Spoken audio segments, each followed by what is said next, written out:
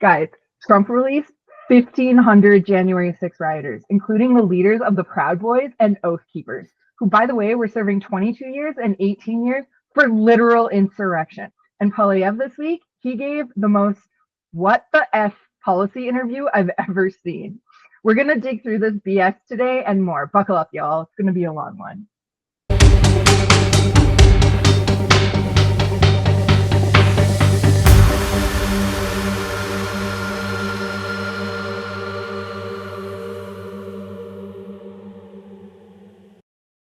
Let me tell you why that's BS. I'm your host, Nick, and with my co-host, Rio. He joins me today to discuss what in the actual F is happening in the world. Rio, how are you doing after this long week of BS? Well, I'm alive, so that's the good news. It's been a long week, and there's been a long week of news. So we're going to start diving into that, but I will start by saying that everything's just a little bit too crazy, and it's only been a week of the Trump presidency. So not great for my heart rate at all. Yeah, it hasn't been great between pardoning violent insurrectionists and removing security protections from people that are being threatened by Iran, which we'll get into later, and then just sprinkle that in with a little bit of Poilievre basically not giving a crap about non-binary people's existence. So yeah. With that, let's jump right into it. We're going to start with the Liberal campaign because that just launched on Thursday, I think. January 23rd was the deadline for registration. So these aren't necessarily the final candidates. 7 people did put in the registration forms. They all paid $50,000 in deposit money to run for Liberal Party leadership. And then the Liberal Party has said that sometime this week, they're going to release the final names. So let's go through who put their name in, who they are, kind of what we know of them. So I think the best person to start with is Mark Carney. So for those of you that don't know, he was the former governor of both the Bank of Canada and the Bank of England. He did help get through Canada through the 2008 financial crisis. This was quite interesting because I don't know if you remember this, Rio, because you're much younger than me. But he had support from Stephen Harper during this time. So that's going to be kind of an interesting play, I think, if he does end up going against Poilievre, because this is a person that was backed by a party that Poilievre was in, by Stephen Harper, who was the last Conservative Prime Minister of Canada. And we came out the other side of it. On top of that, Mark Carney was the governor of Bank of England, and he helped keep the UK's economy afloat after Brexit, which I don't know if you know, but that was like an absolute cluster F of a time. Now, Carney's platform's kind of a weird mix of like liberal ideology and conservative economics. So of course he's running on revitalizing the economy. He wants to tackle climate change. He did allude to wanting to tax carbon polluters like the oil sands and not individual consumers. I'm not really sure how that would work out because polluters are going to push their tax. To resist. Yeah, right. Like, but they're also gonna like if they have to pay the tax, they're just gonna pass that on to consumers. It's not like they're magically gonna absorb that, right? Like, correct me if I'm wrong. What do you think of this? Is this just a dance? No, that's pretty accurate because that's usually what happens, right? Like the cost goes up on their side, so it goes up for the consumer. I mean, like look at the price of eggs or milk or anything in the grocery store nowadays, right? Like the other day I paid $3 for a loaf of bread when I remember when it used to be like $1. And like, and the main thing is just that ingredient cost has gone up. So I think it can work as like from a policy standpoint. I'd kind of like to see more of the details, but it's not going to just magically make things cheaper for the everyday Canadian too, right? So just things to think about. Or it could come out as like, tax them, rebate the individual, but we'll see. Well, and it's interesting you say you'd like to see more detail because while he's laid out some stuff, it's not exactly it's suffering from the same problem Poilievre is, which is sort of your base, very like It's a meh policy. yeah, It's very vague. So like he said he was going to restore fiscal responsibility. Okay, well, what does that mean? Like that's like saying common sense economics. Okay, but yeah, your common sense, Poilievre, is not my common sense.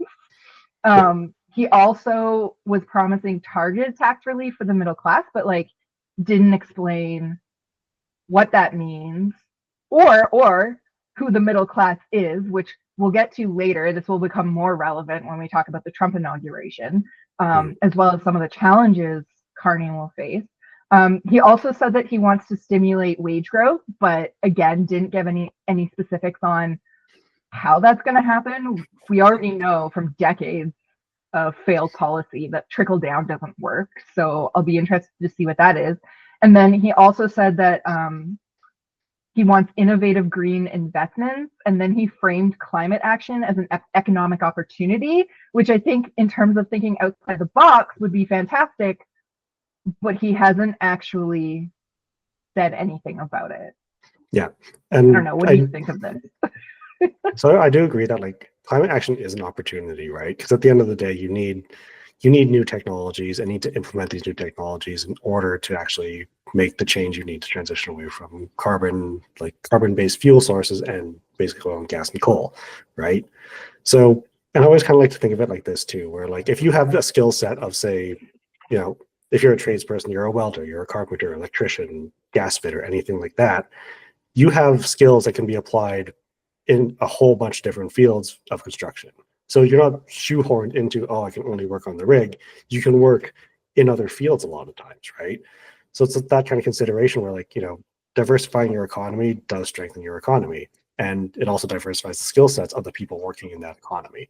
So I do agree with him, and I'd like to kind of see a little bit more about what he means by this. Like, if it's just in fact like investing in more solar and wind, cool. But I think there are other things that we can look into too, right? Like carbon capture is something that people always talk about, and like we do some of that now, but what can we do better? And this is also maybe just me being like me, but we also have the opportunity of Canada has a very solid nuclear power industry, right? Like we created the reactors that most of the world uses at this point. Why can't we do more of that? So things to think about as we kind of go forward, right? Yeah, and sorry, I was just writing down so I didn't forget. It when you were talking about that, it made me think of like, and I guess this is a good segue into the like hit the challenges he's going to face, because the first thing that comes to mind is Alberta strangling green growth. Like Danielle Smith's government literally throttled it by removing investment in green energies. And presumably, if you're doing innovative climate action that, like he's talking about, you're going to need to get the provinces on board. The prairies is one of the best places to do solar, wind, all of that kind of capture. Right now, the prairies, you brought up carbon capture. I was fortunate enough to work for one of the nonprofit organizations that's actually doing carbon capture research in Alberta, Saskatchewan, and Manitoba right now. And they're really struggling to get grants from the federal government to actually work on this stuff. And like, for example, as just an example, right now, they're trying to get more funding for a project where they are studying the carbon in the soil to examine the microbes to see how much less fertilizer farmers could actually use by utilizing those microbes that are already present in prairie soil, which is like amazing on all sides, because then you decrease the costs that farmers have in fertilizer use because they use mass amounts. So they basically flocked to the study because they were like, well, if I can use less fertilizer, like, It heck saves me that yeah. much more money, right? Just drops Exactly, the right? cost, like we were just talking about. Exactly, right? But this like organization struggles to get the funding they need and like get the government to move past stuff, and then like working with government scientists, and like there's rules around which isn't a bad thing, but there are rules around like, okay, well, this grant isn't for government employees. So then she can't actually use the government scientists that are trained in carbon capture to actually be able to do said research, right? So it's like Carney's going to need to actually address some of those issues Yeah. if he wants to actually do innovation. Like this isn't a just pop up overnight thing, right? So Yeah. And I also think there's part of the conversation too of like, so we're just talking about like fertilizers, but on the topic of energy too, there's with the threat of tariffs, just very lightly touching on that, there's the issue of like, well, how can we make sure that we're securing our energy grids? How can we make sure that we're securing, you know, our local economies to be resilient from those kinds of shocks? We're like, well, now we're not providing all this, we can't afford it, da da da da. How can we make it better? And some things that I've seen are like, well, why don't we just focus on a larger energy grid? Why don't we make a more efficient energy grid? Why don't we start connecting more grids together? Because as you do that, it kind of gets easier to provide electricity across Canada, right? yeah. So, and then on top of that, that just makes things a little bit more efficient. And then again, bringing back the nuclear reactor thing, you don't need to have one in the city. You can stick it somewhere outside of the city, like, 40, 50 minutes away. It'll still provide electricity in a safe area that's still highly efficient, right? Like, so I think there's a lot of opportunity for Carney to kind of bring this kind of innovation forward, but we do have to have that like conversation, like, well, what does this actually mean? And I want to see more. Like for me, it's just I always want to see more, right? Like I live off of reading documents at this point. So well, and I think that's going to be across the board, right? Like none of the parties right now has done a good job of actually talking to the Canadian people. And we'll get into that a bit later, but like you have Poilievre who just keeps screaming about axing the tax, even though like every single Liberal candidate at this point is like, yeah, that tax is stupid and it either needs to be reformed or completely gotten rid of. So I'm not really sure what his next campaign slogan is going to be, but again, we'll get into that a little bit later. And then the Liberals, right? They're kind of falling apart right now. They're in this leadership race, which brings me to another challenge Carney's going to face, which is a complete lack of political experience. Yes, he sat in rooms with like leaders. Obviously, he was a governor for two banks, and he advised the Liberals on economic issues. But he doesn't have the experience of actually playing politics. And this is somebody that if he wins, he has to go up against Poilievre, who has been in politics since he was 25 years old. Literally, Poilievre went to university and then got elected as an MP. So an MP is the only job Poilievre's ever done. And as much as I don't like Poilievre, and we'll get into some of his policies later, self-promotion time, I have a video coming out next week where we will actually look at 20 years of Poilievre's policies to see what he's likely to do. Because, to his credit, he said, I'm nothing but consistent. And that's true. Like if you look at 20 years of Poilievre, he has been consistent with what he wants to do, what he's done, what he says, and that hasn't changed very much. Carney, on the other hand, is completely new to politics. He doesn't really know how to, really connect with the Canadian people. He tried to in his Liberal campaign launch. I don't know if you saw that speech, but basically his attempt at connection seemed to be speaking French, which full disclosure, I do not speak French, but I do watch Good Talk every week. And there's a French journalist on there named Chantal. She is fantastic. And according to her and French media I've read, his French was horrible. And he needs to work on that. So that's one thing, right? He clearly didn't connect to Quebecers, which is huge. You need Quebecers to win elections in this country.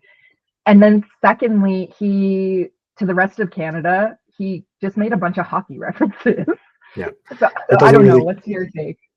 Yeah, it doesn't really come across as like he really knows what people want to see out of a leader, and full disclosure, I speak very bad French. Like I've basically just been doing Duolingo, and that's the extent of my French knowledge, right?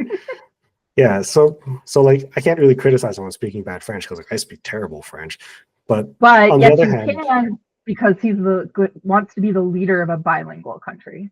yeah, and that's absolutely true. And like that's why I wanted to learn it, because like, well, it's the second official language. It's a good skill to have, especially like every time I've been somewhere else in Canada, I've encountered French speaking Canadians, but never here in Alberta, which is always really funny to That says me. a lot. Yeah, it really says a lot about the province we live in. So I think it's a lot of that like political experience that he does have to develop, but I also think it's because he's been kind of at that high level, he's just stuck with that, like, dealing with policymakers, dealing with the decision makers, not actually hearing what a constituent has to say, or dealing with like a angry constituent email kind of thing, right? Like he's never had to Yeah. deal with that kind of experience. And if he's going to try and be prime minister without that, it's not going to come across very well, because how do you respond to like, well, this constituent's really mad about this policy. Like, how can I, frame it? How can I approach them to say, hey, this is like, let's have a conversation, as opposed to, I get it, you're mad, I'm going to go talk to other people to try and fix it, right? He should be Right. talking to the people about it. Yeah.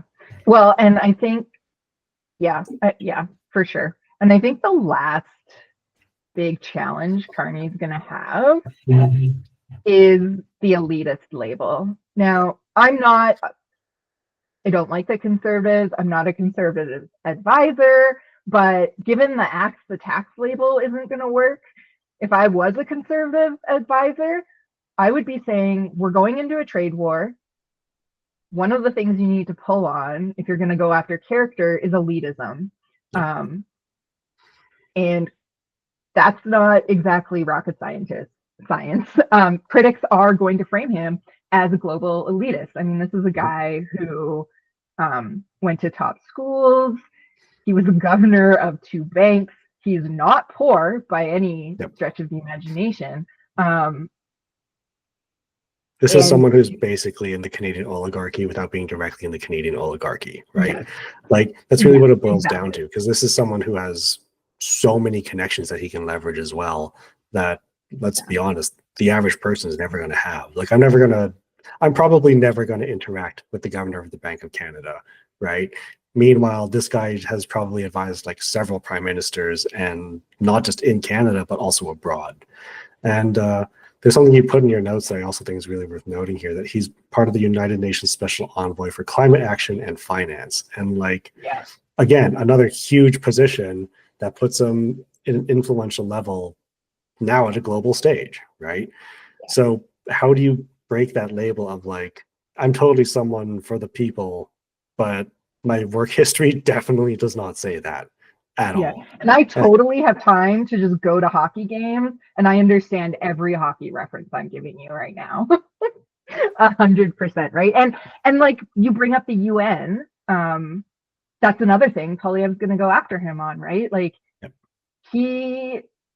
interesting, his UN policies, particularly the one around banking. He made like a policy, I can't remember because I didn't go look at it in depth for this particular pod, but he brought in basically an economic framework for banks to use to be more environmentally friendly. Every single major bank in the US dropped out of that days before Trump was inaugurated, like between November 5th and January 19th, every major bank in the US that was signed up for that dropped out of it. To my knowledge, other banks around the world aren't following, but that speaks loudly to a conservative right-wing position. It speaks loudly to Trump's position, because we know, like, one of the things he did was pull out of the Paris climate agreement, right? Like, it was literally like the 3rd executive order he signed while sitting in the Capital One Center, which we'll talk about later. And so if he doesn't think that Poilievre is going to come after him for that, if he can't get him on carbon tax, he's going to say, okay, but it'll actually be worse than the carbon tax, because this was a man that was creating frameworks on environmental policy for the UN. So I think he's going to have a really hard time with it. Speaking of elitists, I think that's a great segue to talk about billionaire Frank Bayless. Frank Bayless. Yeah. Full disclosure, I'm not sure if he's still a billionaire. He did sell off one of his businesses to a Boston company for $1.75 billion. But he still sold a business for For $1.75 $1.75 billion. billion. I mean, that money just doesn't disappear, Nick. Like, so I remember I heard a really interesting statistic one time where it's like if you're a billionaire and you spent like, and if you spent $1,000 or it was like $10,000 every day, it would take like 1,000 years to spend all of your money. And I was like, I can't imagine spending that much in a day. No, only like, Well, the stock market's been doing awesome, so he's probably got way more money. yeah, exactly. Like, so if he's, and chances are he has some really expensive finance managers, he's probably turned that 1.75 billion into way more money. But back on topic, he's also announced his bid to be the next Liberal Party of Canada leader. And as we kind of discussed in our episode 0 a couple of weeks ago, it kind of says, as we were talking about, it kind of says a lot about oligarchy and billionaires trying to come in and influence politics, like we also saw in the United States as well. From 2015 to 2019, he has been an MP. So far, really only his, second term in government? Or no, he only had one term as an MP, right? When did he go into government again? 2015 to 2019, MP for Pierre Dollard in Quebec. Oh, so I could probably tell you why. I was trying to find out his net worth. He had a big controversy around improperly lobbying for a $237 million contract. Oh, yeah. Federal contract. Got to bring in that government corruption, right? To make ventilators for the pandemic. If he actually runs Rio, we need to dig into that a little bit more. Full disclosure, guys, some of these people we know a lot about. Some of these people, because we were doing this podcast so close to when the registration deadline was, we haven't completed all of our research yet, but we're going to release some videos over the next few weeks where we're going to dig down deeper into this. Sorry to cut you off there, Rio. Keep going. No, it's totally fine. So Bayless does bring some interesting skills to the table. He, like we said, does have some business acumen. He did sell his company for $1.75 billion. Contracting the government for almost $300 million is, I'd say, a little bit sketchy, or more than a little bit sketchy, but he wants to run. It would have been profitable. Yeah, it would have been profitable, right? He also is a moderate progressive, so he does generally align with the party's progressive values, but this is a pragmatic approach that could appeal to centrist voters, which is something that the Liberal Party needs right now. But it kind of, and historically, and this is something I kind of want to bring up later, is that the Liberal parties tend to run from the left, but rule from the right? Like their policies tend to be more fiscally conservative. So yeah, and I think as we go through these people too, we'll see quite a few of them are more aligned with progressive conservatism with a social policy.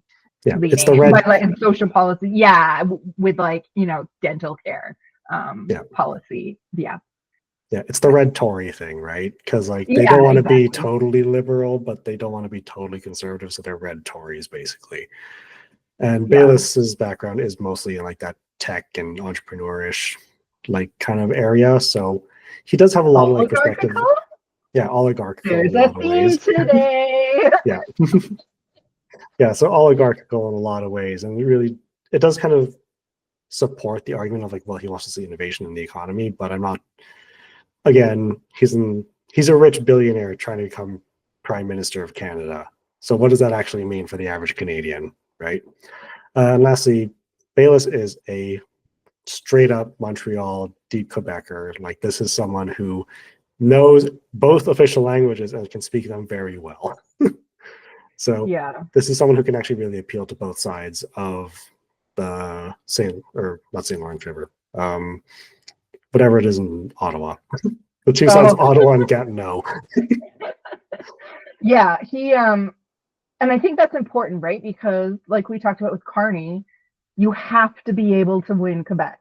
You don't win elections in this country if you don't win Quebec. And that's part of the big thing the Liberals are facing right now, because the polls are showing, and they are changing, which we'll talk about later, that the Conservatives are way ahead in Canada, except in Quebec. In Quebec, the Quebec Party, the Bloc, is coming out on top to the point where right now, if there was an election today and Canadians voted with the polls, which probably won't be the case, and we'll talk about why a little later on. The Bloc would be the official opposition in Canada. Now, for those of you that might be our American viewers, the Bloc only runs in Quebec.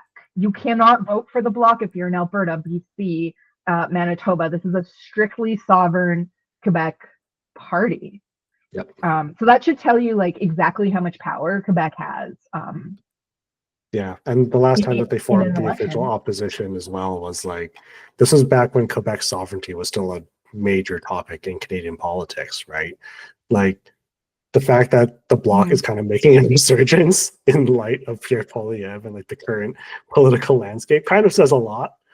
But I also think this happened once before in the 90s, where the Bloc was the official opposition. But again, that was like in the mid 90s. Yeah. And around like right after the separatist vote, which barely passed in favor of staying with Canada. It was something like, I was really young at the time, guys, but it was something like 51-49. And I only like remember that because 52-40. Yeah, it was really, really close. And I remember because I wanted to play Super Mario Brothers and we only had one TV. And I remember my dad yelling at me about how like, this is so important. Like if we lose Quebec, Canada's going to lose its sovereignty. Have more respect. And then he made me sit down and watch voting on the Quebec sovereignty. Are we going to separate from Canada? Which was only paralleled later by Princess Diana's death, when basically the exact same thing happened. So my childhood. I just pulled up the stats, by the way. You're right. It was 50.58% to stay in Canada and 49.42% to leave. So like we were this close to not having Quebec. Yeah, I thought it was. And like I said, I'm not like I remember everything from the past. It's just I really wanted to play Mario Brothers and I was really mad that he made me watch this. And I remember being like, okay, they're still a part of Canada. Can I play Mario Brothers? And he was like, no, it's really late. Go to bed. My dad was kind of a jerk, but no, the point is it's really important and critical that leaders know how to represent Quebec, that Quebec feels like they're going to have a voice in Parliament, and that their leaders can, converse with them in their language, which is completely fair. Language matters. Yeah, it really does. And like having someone who can speak both languages, and like as much as everyone could hate Justin Trudeau, he could speak both languages, right? So he could have that connection to both French and English Canadians. But back to Bayless, he does have a few more challenges aside from that. Like he speaks French, he's fine, but he does have other challenges he has to deal with, and one of them is mainly name recognition. So like I didn't know who Bayless was until like 2 weeks ago, basically when he was like, yep, I'm running for Liberal leadership. And I was like, I know, I quickly Googled him. Yeah, I quickly Googled him and I remember texting you and being like, he sold his business for $1.75 billion. And you were like, great, oligarchies, woo. Cool. Can't wait to have that again. Which isn't a great look when people like you're saying, he doesn't have name recognition. And when you Google his name, that's like the first thing that comes up is when I Googled him, I can actually the first thing that came up was his Wikipedia, followed by an article from the University of Waterloo, where the headline is Engineering Alumni Makes US $1.75 billion. Yep. So like, that's not great either. That's not a great first impression for a Canadian who's like, who's this guy? Yeah, exactly. And then the other part too is his lack of political experience. So like one term in government doesn't make you necessarily qualified to be prime minister. Yeah, that's true. At least he has more experience than Carney, but on the other hand, it's still one term, right? And being in government, like at any level, really is all about building connections and having people that can support you. Being able to hide your corrupt government contracts. Yeah, exactly. Right. So you need to have those connections and you need to be able to build them. but lack of political experience. And to be fair, business and politics do tend to mirror each other in how you like approach other people, but it's still it's still a bit of a different game, right? Yeah. The other one too is the competition that's just boiling down to the Liberal Party race. It's like you have Mark Carney, who seems to have like a really solid chance of becoming Liberal leader based on his experience. You have Chrystia Freeland, who's the former Deputy Prime Minister. Now you also have like other people that we'll talk about, but Karina Gould next. Like there's And she's like, we'll talk about her next, but she has her problems, but like, and I don't think she'll win, but if this was different, like she would be like right in there. And yeah. she still may. Like, yeah. Yeah. So like we have a whole lot of people that are running for Liberal leadership that actually all have a solid chance at winning. Like it kind of says a lot that like this is the type of people that want to take like leadership of the party after Justin Trudeau, that it's all a very diverse perspective on what the party should be too. Yeah, and like I'm kind of surprised because, and there were like, I think Dominic LeBlanc was like, I'm not touching this pony right now. But I am surprised and there is at least one unserious leadership contender, which we'll talk about later. But I'm kind of surprised at how many big names decided to step up, which does say a lot about their character as well. Like to step into a role where you face basically, as a woman at least, being the next Kim Campbell. Really. Yeah. Yeah. Yeah, it really says a lot about the people that are stepping up to this, and also the fact that like we're coming off a Trudeau government basically. Like people are mad at Trudeau, and you're stepping up because you want to try and fix the party and help continue to lead the country in a better direction. Like good on them. I mean, we can talk a bit about like who they are in more detail later, but at least they're trying, I guess, is the main point. Yeah. All right, on to Karina Gould now, Nick, if you want to take this one. Yeah. So she, like I said, she's gonna have problems. There's two people in this race that are gonna have major problems, and that's Karina Gould and Freeland. Just because of their proximity to the Prime Minister. So Gould was elected in 2015. She has quite the background in ministerial experience. So she was the Minister of Democratic Institutions from 2017 to 2019.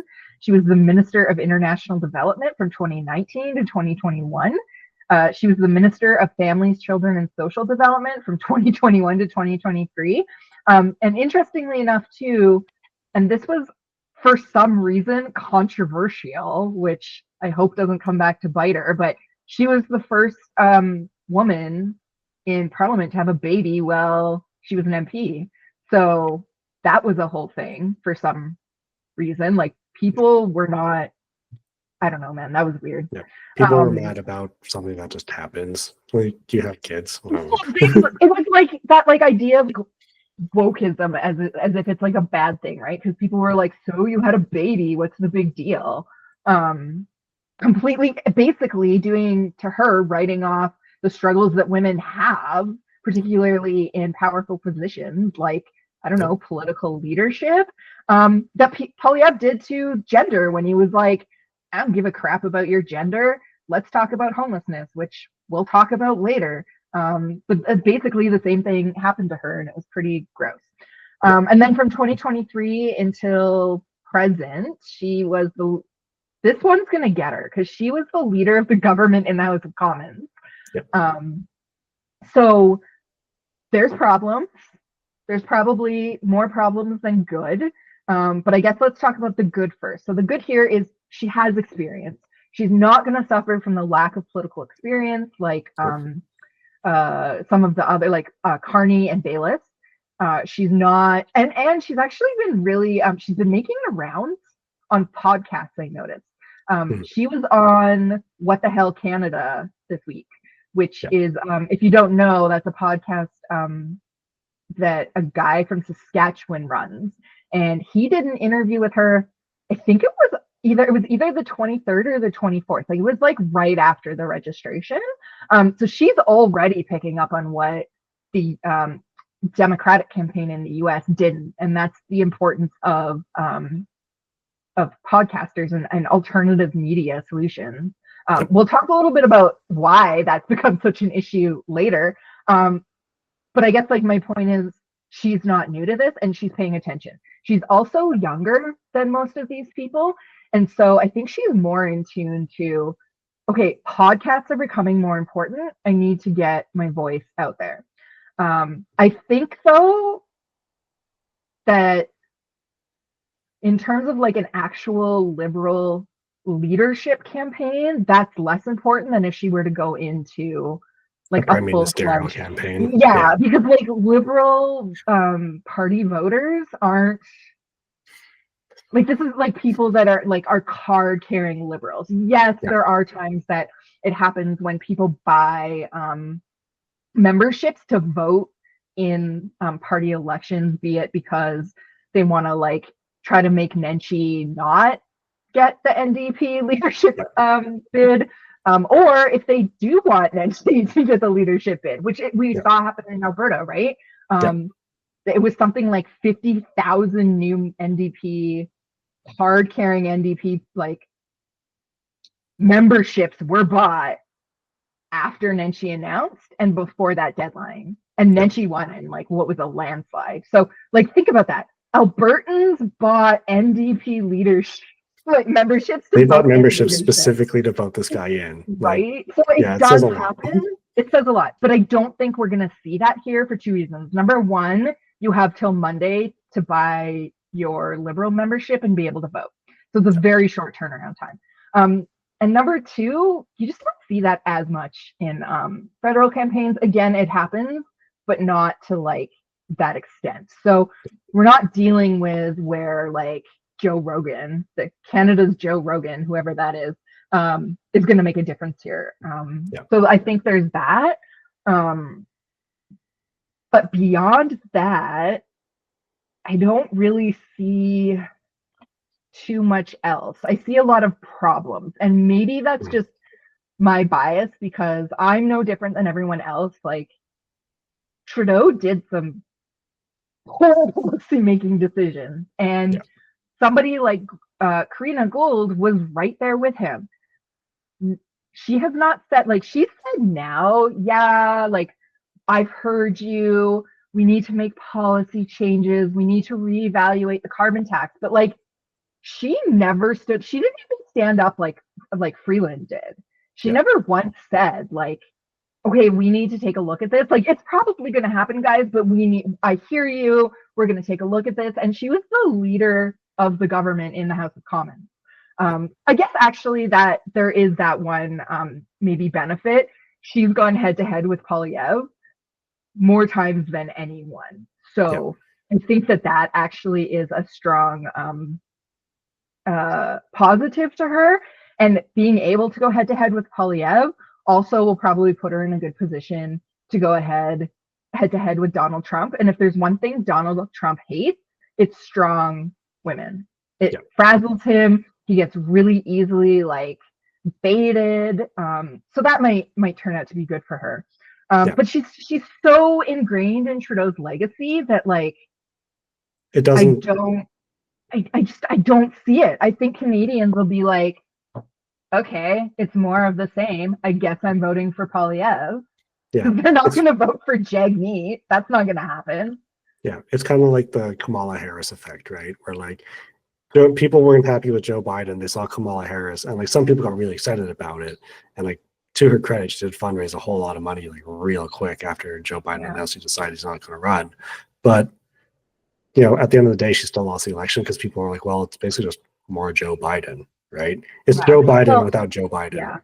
Well, and I guess with Harris, the big thing there too is though, like she didn't really attempt to separate herself from Biden. Like she was asked specifically about Biden policy, and she would say things like, well, I wouldn't do that any differently, which like doesn't help at all. So at least Karina is going out there and being like, no, I hear you, and trying to separate herself, but like it's just I think her track record is hurting her because like she's held a ministerial position since 2017. Like she's Mm, been in Trudeau's cabinet since 2017. That's almost the whole time that he was prime minister of Canada.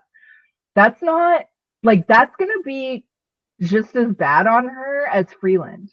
But yeah, Freeland still has a leg up on her because she has that economic financial background, which leads to the yeah, next thing that her problem is, which is the big heavyweight name she's going up against. yeah, She doesn't have the same problem of name recognition as much as Bayless does, but she also has to figure out, okay, well, how do I get ahead of Freeland and Carney? And not even necessarily in a way where it's like I need to um, like make my policies known, but like, and we're just as guilty. People are only talking about Freeland and Carney. Like, yeah, if you look in the media, it's like, oh, here's a whole bunch of stuff on Carney, and here's all the things he did, and here's his resume, and here's all the controversy around Freeland, and how like she had pro-Palestine protesters interrupt her leadership launch and all this stuff. And then there'll be like a little bit at the end that's like, oh, here's all the other people running for yeah. leadership. So I think she has to like really figure out, okay, how am I going to get visible? Um, so yeah, I don't know. Yeah, it's kind of hard to say how she can really do that because, like, and like you were just saying, we're kind of guilty of it. People are just so focused on Carney and Freeland, right? And I think a lot of that's just because the economy is so front and center in everyone's thought, especially like just Yeah, politically, like that, you know, her track record is like it's a lot, and it's a lot of really diverse experience that would probably really help her in like as prime minister, but it doesn't really speak to that economic management kind of role, right? Like yeah, still a lot of like really great experience, but not probably not what people want to see. So yeah, yeah, it's kind of unfortunate for her, but at the same time, like maybe that could work to her benefit in a way, just in a weird roundabout, like, oh well, maybe we don't want someone who's done the same stuff the government's done for the last 8 years. Maybe we get something a little bit different. But I don't really see that working out in her favor too, right? yeah, no. Um, so speaking of Freeland, we won't spend too much time on Freeland, Yeah. um, but we got to talk about it because it's Carney and Freeland. And I think that's the other reason the media is so focused on those two because, I mean, anything could happen. We'll talk about this a little bit later, but anything could happen. And I guess something out of right field could happen where like Ruby Dahala gets Yeah. elected as leader or some like weird thing. But probably not. So let's talk about Freeland Rio. Yeah, so few quick highlights for Freeland, like you just mentioned. Her Liberal Party campaign leadership race was immediately crashed by pro-Palestine protesters who accused her of being a genocide supporter. So not a great start.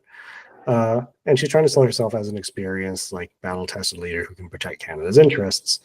But she's walking into this with a lot of baggage behind her, primarily that she was Justin Trudeau's deputy prime minister and minister of finance. So that's a lot. She was right next to the prime minister for most of his tenure as prime minister. And she would come out And and defend him to like media and stuff when she was exactly. getting questions. Yeah. Yeah, exactly. So like you have this person who was basically the second Justin Trudeau, he was like clearly trying to prepare for the liberal leadership. And people are already mad at her just for that, right?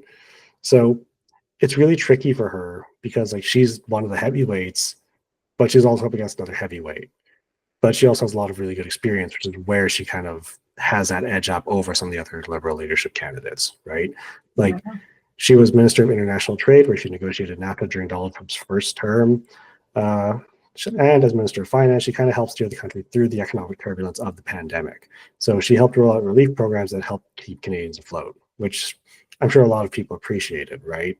So she does have that experience there with her, but it's the Justin Trudeau taint at this point of, okay, you were like right next to the guy defending his policies up until the GST break. So Yeah, for sure. Well, and her other big problem too is like this is going to be a campaign running on economics.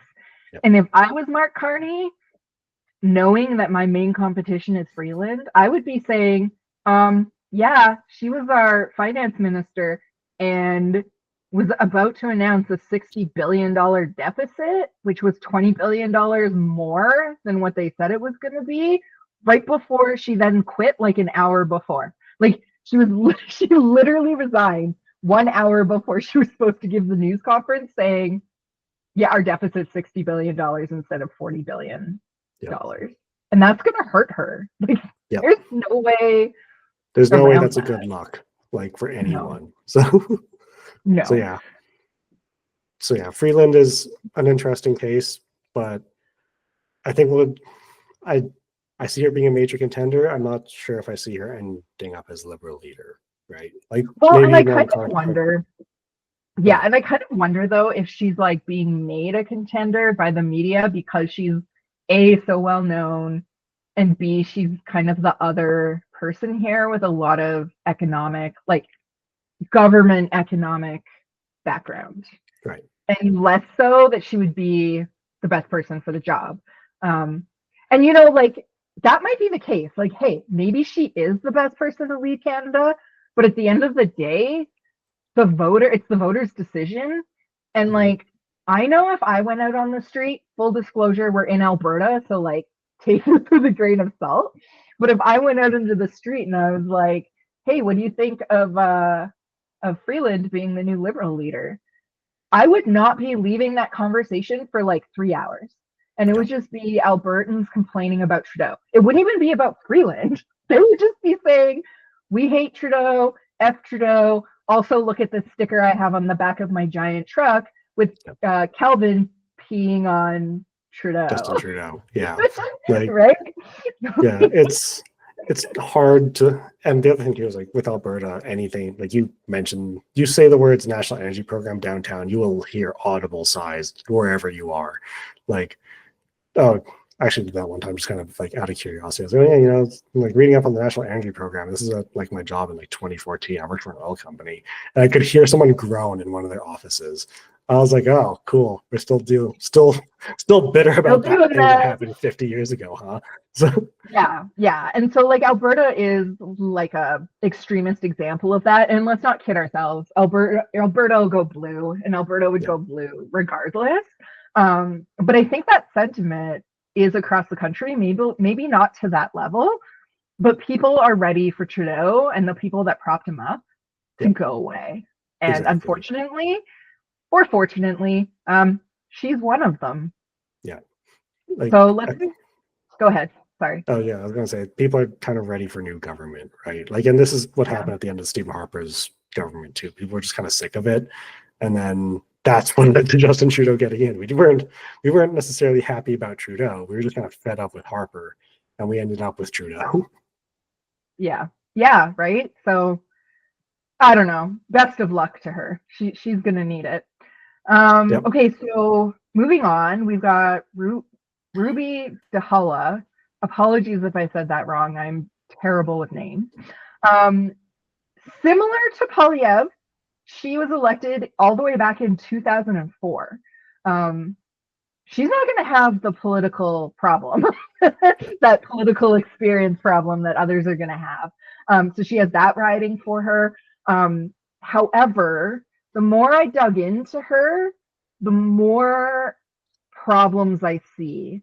And, she brings her experience to the table. She was, it was huge that she was elected back when she was as a Sikh. So that community was ecstatic about her election into government. She's a person of color and a woman. So those are all great things. Those were all celebrated at the time. Unfortunately, celebratory times did not last for her.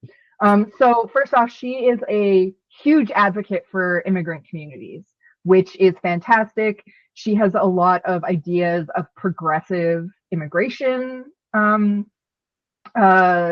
policies that she wants to put in place. She was very outspoken, for example, about the immigration reforms in 2008. those reforms didn't pass, but it would have allowed the government to cap immigration cases and fast track certain applicants over other applicants. So that's all great. Maybe not so much with the fast tracking. I feel like that might have been not necessarily a bad thing at the time. And it's important for people to understand that back in 2008, capping immigration cases wasn't exactly the best policy on Canada at the time. We really needed to up our immigration. However, as we see now we're in a position where the Liberal government completely messed that up. We have explosive immigration, too much immigration. There's the abuse of the student visas, which are not just an abuse of people immigrating here. There's also stories coming out of different schools and how they've been manipulating these visas to their benefit, and some really sketchy stuff has gone on with recruiting these students to Canada. So in short, immigration, really, really messy. Yeah. Her thing is immigration. And I think that's going to be a problem. Yeah. I think we could if she wants to focus on that, I think a good thing to focus on would be on like skilled labor immigration, right? Like Canada has a problem with training doctors. Canada has a problem with like basically people coming in, they're trained as nurses or doctors in their home countries, but then their credentials get completely ignored because of their home country. Yeah. And like, maybe this is me being a little bit pedantic, but like, I'm pretty sure the human body doesn't change that much between like the Middle East and Canada. Like I'm pretty sure biologically we're all still the same. Like Jade said that to me like 2 weeks ago. So Jade is my niece, everyone, and she's been really interested in like politics lately. And she had asked me, she's like, Auntie, it takes so long to get an appointment with our doctor. And then we get there and he's seeing all of these walk-ins. Like, I don't understand. Why don't these people just make doctor appointments? And I was like, because they don't have doctors. Yep. And she's like, what do you mean they don't have doctors? So I was explaining all of this. And like you just said, I was explaining about how we don't, like when, doctors come from other countries, they don't just get to be a doctor. And she was like, I don't understand. My heart's in the same place as somebody from like India. What's the big deal? And like, she's not wrong. I mean, yes, you do want them to be up to date on like Canadian regulations, but that doesn't mean redoing your entire degree. Maybe you send them back for like a year. Yeah. And this is really interesting. I saw something on CBC the other day that like when doctors do come from other countries, so in the case of the person they were talking about on CBC, she came from, I believe, India, and she was forced to redo like basically a year of school plus her residency. So basically 3-4 years of training for something that she's done in another country for the last 10-15 years, right? Like this is someone who already has a lot of experience, and it's not like they were just like some backwoods like random village doctor. This was someone who was operating in a hospital with like a lot of patients, like a lot of resources. They kind of know these things, and like, yes, you need to learn the regulations, but the actual treatment part probably remains very similar between the two, right? So yeah, I think there's something to kind of talk about there where like if we want to talk immigration policies, I think we need to talk about how we can bring that kind of skilled labor in to fill the gaps that we have, because like we have a lot of them, especially in healthcare, right? Yeah, so for sure. So something to kind of think about going to Dala going into the campaign here. Maybe she has an idea, but who knows? Yeah, we'll see. Okay, let's move on to Jamie Betts. Why can't I pronounce names today, Rio? You talk about this first. Sure. So the next one we're going to talk about is Jamie Battiste. He is a Mi'kmaq leader from Nova Scotia, and he has officially entered the Liberal Party leadership race. Battiste is a major underdog in the race, and something to note is that he has a law degree from Dalhousie University. He is a First Nations individual, and he actually played a pivotal role in negotiating the MOU, or Memorandum of Understanding, that established treaty education in Nova Scotia. So this is someone who, from a young age, has that kind of political drive and experience. His dedication to his community earned him the Sovereign's Medal for Volunteers in 2017, and his vision for Canada is one of Indigenous rights and reconciliation, and he's pushing for legislation that empowers Indigenous communities. So this is things like protecting watersheds and ensuring that funding for child and family services goes directly to the communities who need it. Baptiste has a very socially progressive platform, just kind of very quick reading of it all. So he also focuses on climate change, sounding the alarm on the climate crisis, especially after the extreme weather events that have been happening in Atlantic Canada. And he wants to help implement long-term strategies to mitigate environmental risks and protect communities. His program also includes social programs like dental care, farm care, and affordable housing. And that's all great, but his big problem is that he is an underdog. And a lot of that just comes from the fact that, he's meet the initial 300 signatures and $50,000 deposit, but it's $350,000 to run a whole leadership campaign. So he's coming in kind of out of nowhere, trying to take over the leadership of a party that's known across Canada, right? And again, this is someone who I didn't know who he was until 2 weeks ago when, all these names started popping up and we started looking at who they are. So interesting guy. And I think he has a very interesting and progressive platform, but on the other hand too, I don't think that'll necessarily work in his favor for a lot of it, right? Like we live in a current political climate where like wokeism is basically vilified. So anything that kind of reflects that tends to get shot down, right? Yeah. Yeah. I mean, let's not dance around it. Racism is a thing in Canada. Especially against First Nations people. Especially against First Nations people. Coming to Alberta and talking about Indigenous rights and reconciliation, how awful. But that's not gonna go over well here. People are gonna say, what about our oil? Yep. To which he's going to say, yeah, let's talk about climate change and oil. He's going to run into some problems, and it's unfortunate because Canada sucks when it comes to reconciliation. Another plug, I will have a video next week on reconciliation and Canada's record and what still needs to be done and why we're in the toilet. I would love to see more of Jamie and Jamie's I think he's also a proponent of dental care and farmer care. He's talked about, in my research, I saw some affordable housing programs that he was talking about. A lot of people probably don't know this, but Indigenous communities have a solid understanding of different types of housing. And if you look at student housing around the country as well, the Indigenous housing programs are actually some of the most successful. Just throwing that out there. There's a reason for that. So I think it's unfortunate because I don't see him going to full leadership right now. But I do think that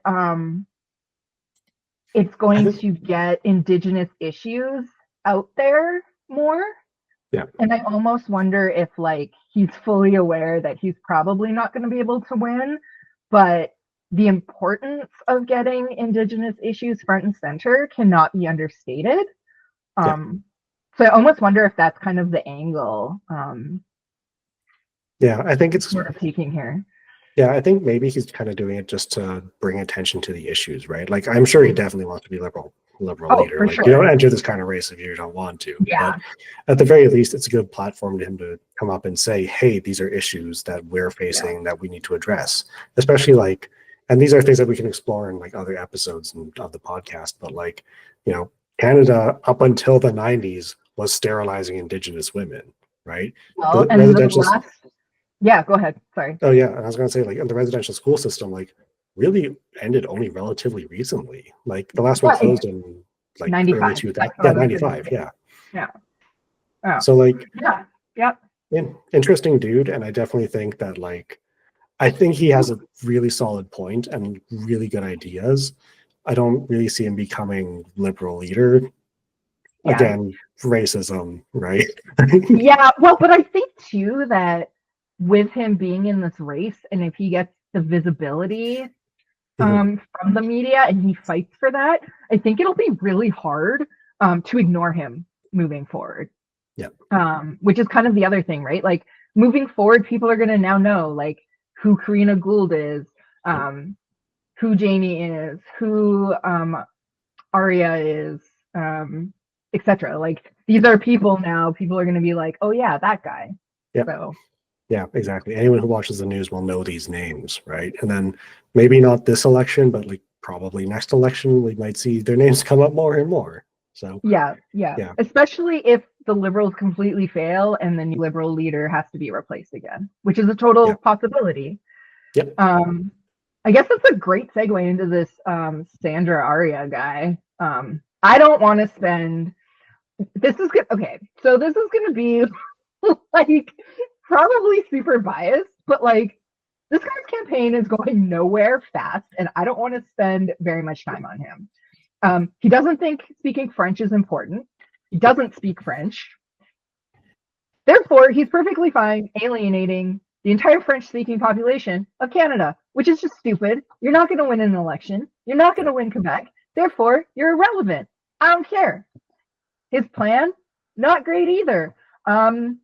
He wants to basically move away from the monarchy, which, like, yeah, great, monarchy sucks. Unfortunately, monarchy is very popular in Canada. People like it. I don't know why, but they do. Retirement age and taxation. So when I was talking about like conservative ideas, I was kind of talking about him because he wants to increase the retirement age. Again, he also wants to introduce a citizenship-based tax system to tax Canadian citizens residing abroad. He's really going after that expat vote. Although, side note, I think I can get my therapist to vote when I tell him that. He lives in South Korea. And when I asked him about voting, he was like, yeah, they're all the same. Doesn't really impact me. And if you're snooping on me, which I know he's done, therapist, yeah, don't vote for him. Yeah. So yeah, but he's like, he would not win an expat vote. Yeah. And the other thing for me, like increasing the retirement age was an unpopular policy back when Stephen Harper proposed it. Like it's unpopular now. Were so mad. And like not just any people, boomers. Yeah. Like it's also the people who are retired or close to retiring don't want to delay their retirement by 2 more years, right? And like boomers already hate the Liberal Party. So like good luck, buddy. And then what was the other thing? Sorry, I just have to refer to my notes for this. Oh, he was proposing like small, more efficient government. Whatever. Conservative thing, blah, blah, blah. But like the French thing completely just like eliminates him from this competition. He's not going to win the Liberal leadership. If he did, it would basically be the Liberals being like, we want to commit political suicide. Nobody vote for us. And they would drop to the last party and the Bloc would be official opposition. NDP would be behind him and that'd be done. So we can move on from him. Yeah. Unless you have something to add about that guy. No, I don't have anything to add, but like we were saying earlier, everywhere else I've gone in Canada, I've encountered French-speaking Canadians. So I feel like saying like, speaking French isn't important. I mean, it clearly is. Like, well, and it's important, right? Like he's basically saying to an entire population, like Poilievre did, which we'll talk about that. I can't bring that up enough. Your existence doesn't matter to me. I don't think you're important. And it's not important for you to have a leader that can speak to you in your language, which happens to be one of the official languages of Canada. So therefore, I don't take you seriously. Go away. Yeah. Yeah. So I think it's a good segue then into, well, what happens when Parliament comes back then, Nick? So we've talked about what the Liberal leaders are all thinking about. Well, potential Liberal leaders are all thinking about.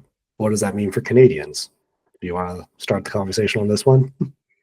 Yeah, I mean, okay, so it's interesting. A poll on Friday, actually, just yesterday, we're recording Saturday afternoon, showed that 29% of Canadians don't want an election, which I thought was really interesting because everybody hates Trudeau, and it appears like everybody does want an election. The other thing that's interesting is there's not even 29% of Canadians in the country that want to vote for Poilievre. Yeah. So just throwing that out there, right? So that's interesting. However, I think this is going to depend on a few factors. One, if Carney wins. If Carney wins, he won't have a seat in the House, Yep. which is a problem, especially going into this trade. So I think regardless of what the polls say, he's going to want an election. Yeah. The other thing here is regardless of who wins, I don't think they're so like before I was like, oh, the NDP aren't going to want an election and like I don't know if it's going to happen, but the more I think about it, the more I think that whoever comes into power on like if Carney comes in, he's going to need the seat. If Bayless gets in, he's going to need the seat. So they might be like forced into an election.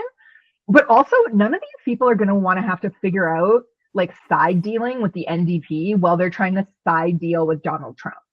Like, they're just not going to want to have to deal with all of that BS.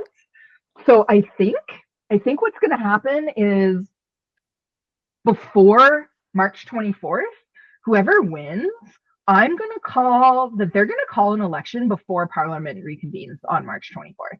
I think on the 19th or 20th, we're going to see the new Liberal leader call an election. They're not even going to waste time on a throne speech because why would you? Why would you waste time on a throne speech instead of getting your policies together on how you're going to deal with Trump? So what do you think of that part? Yeah, I think it's pretty, for me, I think it's an accurate assessment because a lot of it is that we're dealing with a hostile president who's threatening to put tariffs on the country next week, right? Yeah. Like, that's a huge deal. And 25% tariffs, which you calculated how much that is on, was it a ton of aluminum or lumber? Oh yeah, right? On a ton of aluminum, it's an extra almost $1,000 US per ton. So that brings the price $875. Yeah, which brings it to almost $4,400 per ton US. Like that, the import cost becomes, right? Like it's enormous, and it's not just lumber or aluminum. Sorry, it's not just aluminum. It's lumber, it's oil products, it's steel, it's aluminum. Like I actually pulled up all the stats of things that the United States imports from Canada, and the top three are fossil fuels, vehicles other than railways and tramways, machinery, nuclear reactors, and boilers, and commodities not specified according to kind, so just kind of like general goods. But a lot of stuff, like the United States imports a lot of stuff, and most of Canadians' exports go to the United States, and we're gonna have a 25% tariff on that, right? Well, and you brought up vehicle manufacturing. So I learned from the About That CBC show, auto parts and like everything that goes into automaking, those cross the border up to 7 times. And every time they cross, they'll be tariffed at 25%. That's going to be insane. Like, you think your cars are expensive now? Remember post-COVID when like you couldn't buy a car? I think you bought a car right after COVID, didn't you? Yeah, it was 2022. And it was a lot of money, way more than it used to be. Think about a 25% tariff now, 7 times on top of that. Yeah, and like, especially when you think about the fact that like Ontario's manufacturing is basically all auto manufacturing. Like the cost of your, what was it, $80,000 truck is basically going to go from $80,000 to well over $100,000, maybe at least $120,000. Like nothing's getting more affordable when you're getting tariffed 7 times on a car, right? And not even just that. Think about food exports too, right? Like Canada exports beef and cheese and wheat and all sorts of things to the United States. So I think kind of going into like when Parliament comes back, they're going to need someone to respond right away. And you're right. Why waste time on a throne speech when you have an issue that you need to deal with a month and a half ago, right? Yeah. And you need a seat in the House to do it. Exactly. Yeah. So we have a lot to think about as we kind of go into the next few months. And Canadians really need to be aware of the fact that, even if Donald Trump doesn't do a 25% tariff, because I've seen a few articles say that he's floating between 10 and 25, but like any tariff is still bad for Canadian business, It could right? be anywhere between nothing and 100. At one point, he was talking about 60% tariffs on China, and people in the video game community were freaking out because they calculated how much the Switch 2 might cost in that case. Because not only were they going to put tariffs on China, they were going to put tariffs on video game consoles. They were all freaking out trying to figure out, oh my God, does the Switch 2 ship to us directly from China? How screwed are we? And so, like, and on that, like, that means that this election is going to be a big deal election, and it's going to be run on trade. So the interesting fact, 1988 was the last time Canada saw a trade election. It was a little bit, well, no, it wasn't that much different. Mulroney was in power. Rio wasn't born yet. I was like 3. And this was a big deal. Mulroney negotiated a free trade agreement with the United States of America. The NDP and Liberals hated it. They said that it was the Americanization of Canada. They argued that if this deal went through, we would become the 51st state. Sound familiar, people? Where have I heard that recently? I know, right? But he negotiated this agreement. The U.S. passed it. That was under Reagan at the time. And it went to our Senate. And the Senate said, which was a liberal Senate, oddly enough, the Senate actually did their job back in the 80s. So the Senate said, no. Like, this needs to be an election issue with such a big deal piece of legislation. So Mulroney said, fine. He called an election on October 1st. Now, here's the thing that's super interesting about this. So the Liberals were actually ahead going into that election. The Liberals also, fun fact, this was the first election in Canadian history that had negative campaign ads, and the Liberals were the first to do it. Mulroney was so far behind during this election that he was like, okay, we need to start doing attack ads. And here's the kicker. He won. So to me, what's interesting about this is it's not much different right now. We're going into an election where this is Poilievre's election to lose at this point. But the thing is, historically, on elections that are kind of one-trick ponies like this, anything can happen. Polls don't mean crap at this point. Canadians will make up their mind during this campaign. And so to finish this out, the bill became law on January 1st, 1989, and we had free trade with the U.S. So I think if whoever wins the Liberal leadership and Poilievre should probably go back and, I don't know, review this election, because Poilievre axe the tax slogan is not going to cut it. By the time we get to this election, Canadians, Albertans are going to care about this, but he's won Alberta. That doesn't matter. He's going to have to win Ontario and Quebec. What's Ontario? Auto manufacturing is their number one thing. I mean, Ford is calling an election next week because he thinks it's too important. I think it's personally conservative propaganda because, like, why does the, like, Poilievre has said if he wins, he's basically going to silence everybody else, because he said in the CTV interview, which we'll get to, that it's too much noise and you need one voice. He's not like, that was like the one thing that I kind of was like, yeah, no kidding. Like, that's just logical. But federally, like, he's going to have to come up with something better than axe the tax. Because it's not going to matter by the time we go into that election. And I think we're going to see an election that parallels to some capacity that 1988 trade election, because nobody remembers anything else from that election. They don't remember the GST stuff. They don't remember the deficit, because remember, the Conservatives were the ones that brought in a GST. And it was Mulroney. Nobody remembers any of that. They only remember that this was a trade election. during that election, nobody cared about anything except for that trade deal. Yeah. And you mentioned like yeah. Ontario's Ontario's auto manufacturing. I think like that's really noteworthy too. Is that one of Quebec's main industries is aerospace manufacturing, right? Like, and that's again, those are parts that cross borders several times before a finished product is rolled out. So you want to ignore the fact that the two biggest provinces with the most sway in any election, and you're ignoring their industries being directly threatened by a hostile president, right? Like Pierre Poilievre needs to do way better than just we're getting rid of the carbon tax. That's an Alberta issue. Great, cool, you won Alberta. What about the rest of Canada now, right? Yeah. Speaking of Poilievre, want to talk about his disastrous interview from last week? Sure.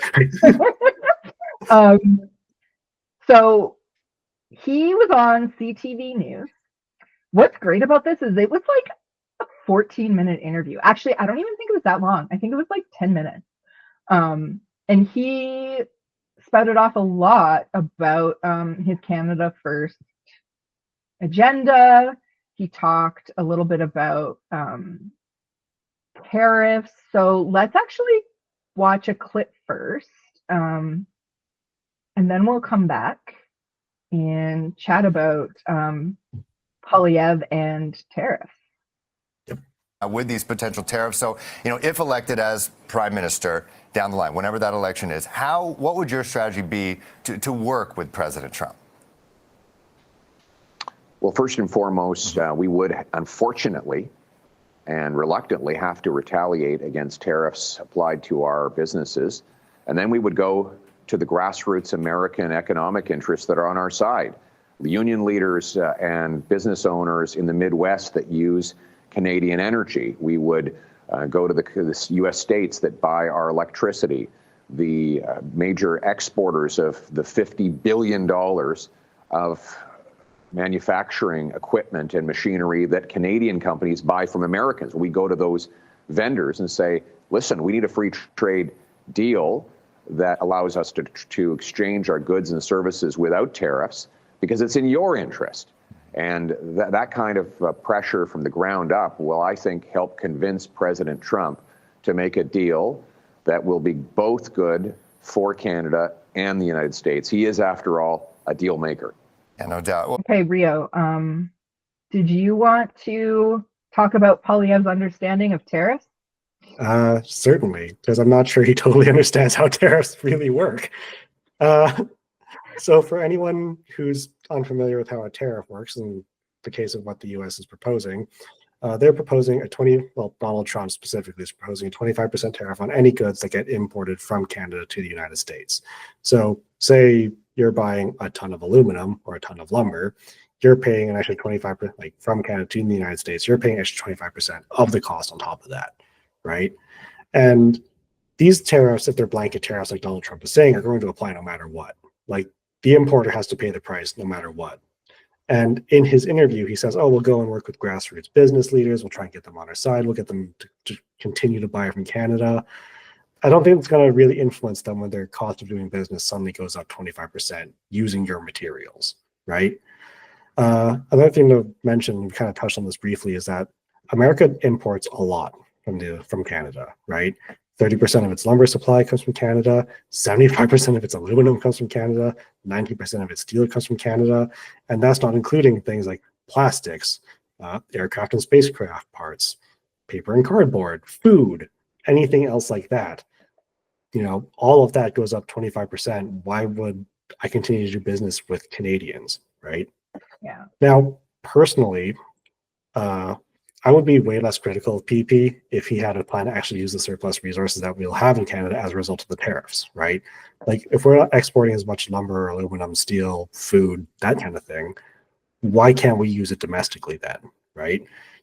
Circulate the money within the country, circulate the resources within the country, and try and make things cheaper for everybody, right? Because that's what happens. You have an increased supply, prices goes down. So and maybe he could use, say, things like lumber to, I don't know, get more resources to build more houses in Canada to focus on the housing crisis, but that's just me. What do I know? Exactly. Yeah, and like on the topic of housing, like California has just been devastated by wildfires. They're going to need a lot of resources to rebuild all those homes and businesses and everything, basically, well, everything that's been destroyed within Los Angeles, right? So you want to try and get all those resources to California, and lumber is a main industry in like BC and Quebec. So it's not super expensive from BC. It's really expensive from Quebec, right? So Yeah. you've like I don't really think he understands what this really means for Canadians, right? Because if we're losing 25% of well, really probably more than 25% of our exports, what are we going to do with all of that? So yeah, I think I he think needs he to get has his the head same out of this. Yeah, and I think the problem is much like the Liberals, because the Liberals are also already saying like we'll have retaliatory tariffs, which is what Yep. Poilievre is saying.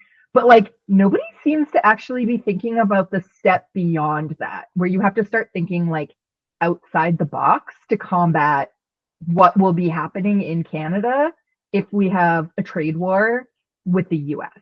Yeah. And I think like just to skip ahead for a moment, and then we'll go back to the second topic we'll talk about with Poilievre, like one of his things on housing was to get rid of taxes on homes. And that seemed to be like getting rid of taxes on homes. And sorry, I'm stepping on your toes. I know you were going to talk about this, but it was getting rid of the taxes on homes and then freeing up federal buildings, like selling them off to then repurpose as like housing for people. Which, like, I don't know about you, but the whole time I was watching that, I was like, okay, well, first off, taxes on homes is like such a small part of like the problem with homes. Like, people are priced completely out of the housing market. So, like, if that's what you're looking at, you're not even looking at the fact that like people are spending 50% of their income on rent. And if you're looking at like housing and you want to sell off federal buildings, like that sounds good on paper, but what about the cost of like actually refitting those office buildings to be livable? Like you're talking about redoing plumbing, HVAC, insulation, fire safety. Like it's not a small feat. And he didn't talk about like how he was going to do any of that. Yeah, and yeah, you really did kind of just steal like all of my notes, by the way. But like, but it's just such a big problem that kind of shows he doesn't really put a lot of thought into it, or either he has and just really doesn't care, right?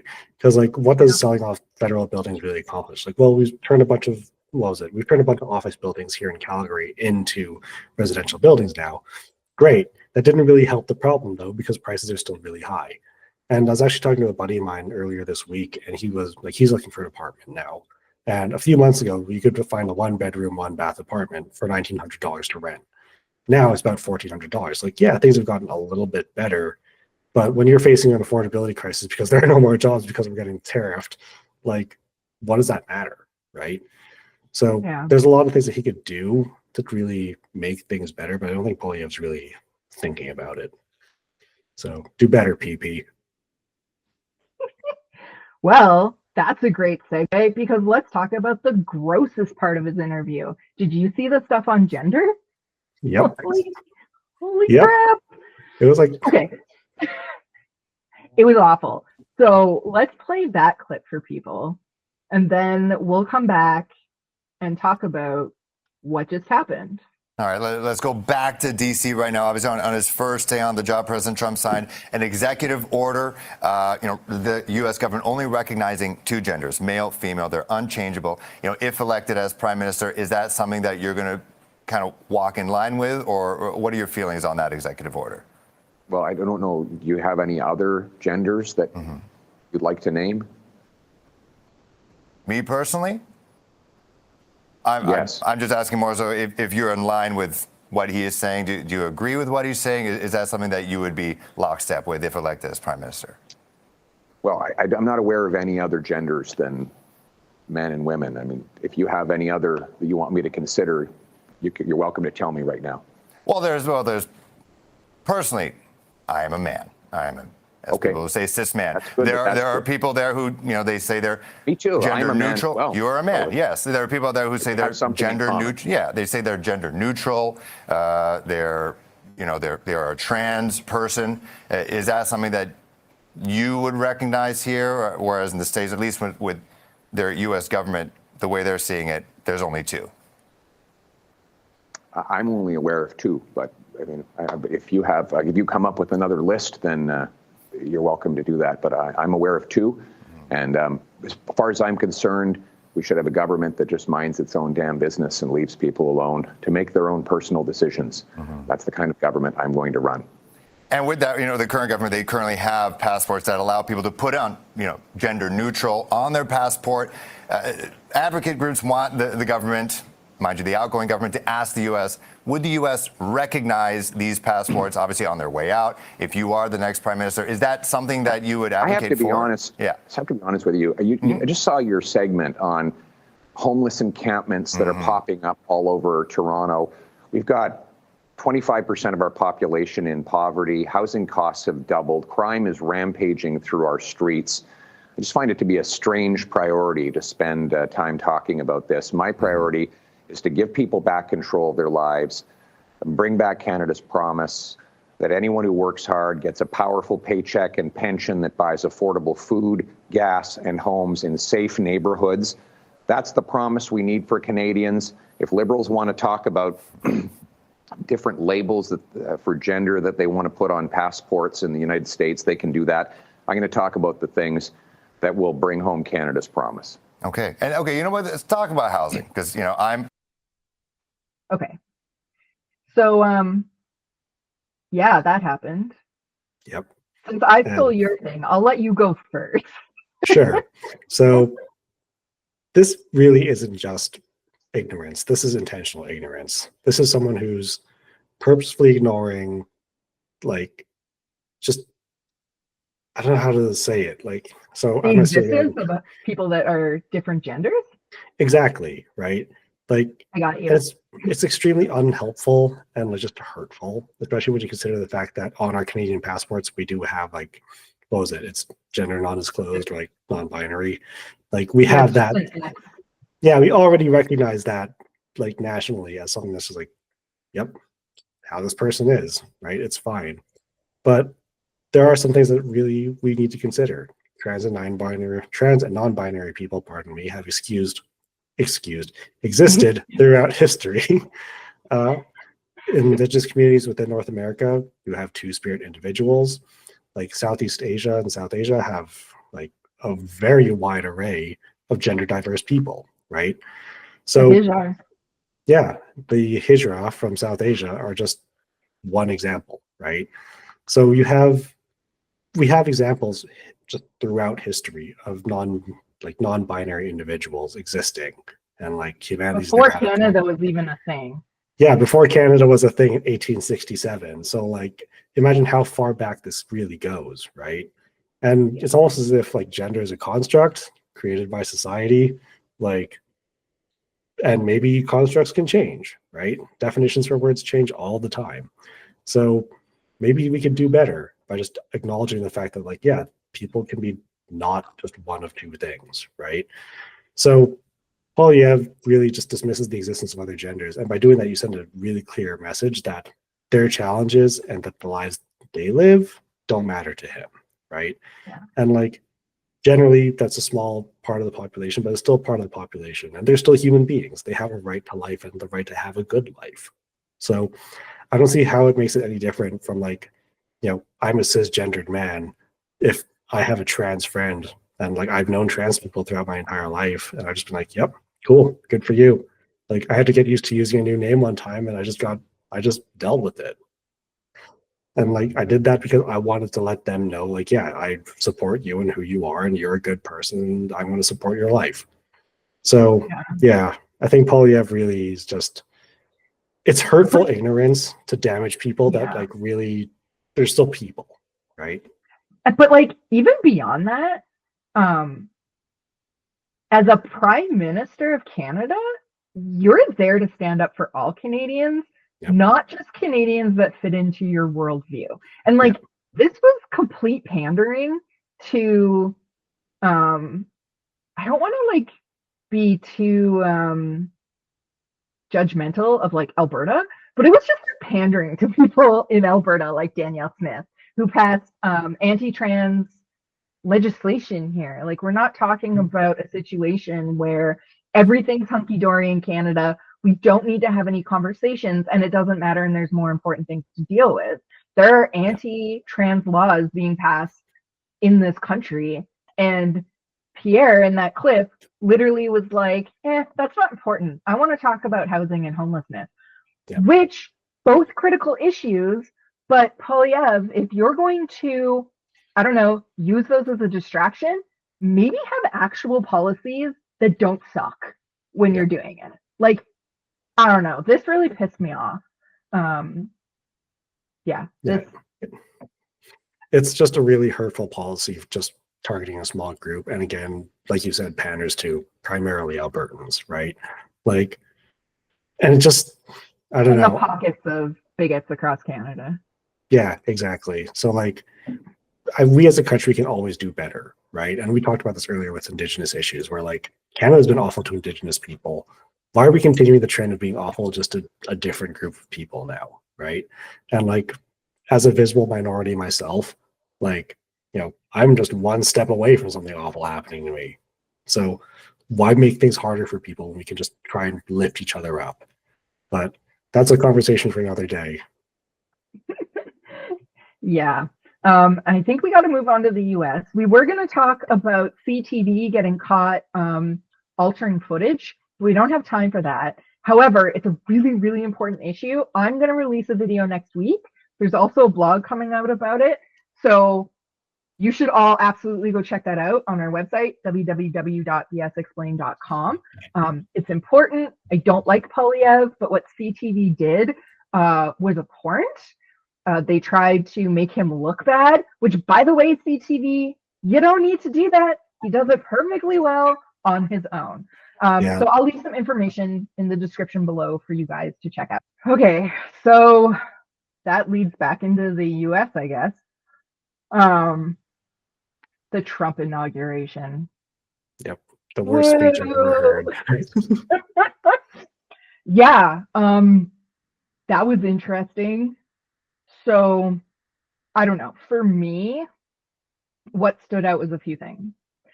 The normalization that fascism that happened, not just from like the inauguration itself, which we'll get into, but like pre-inauguration.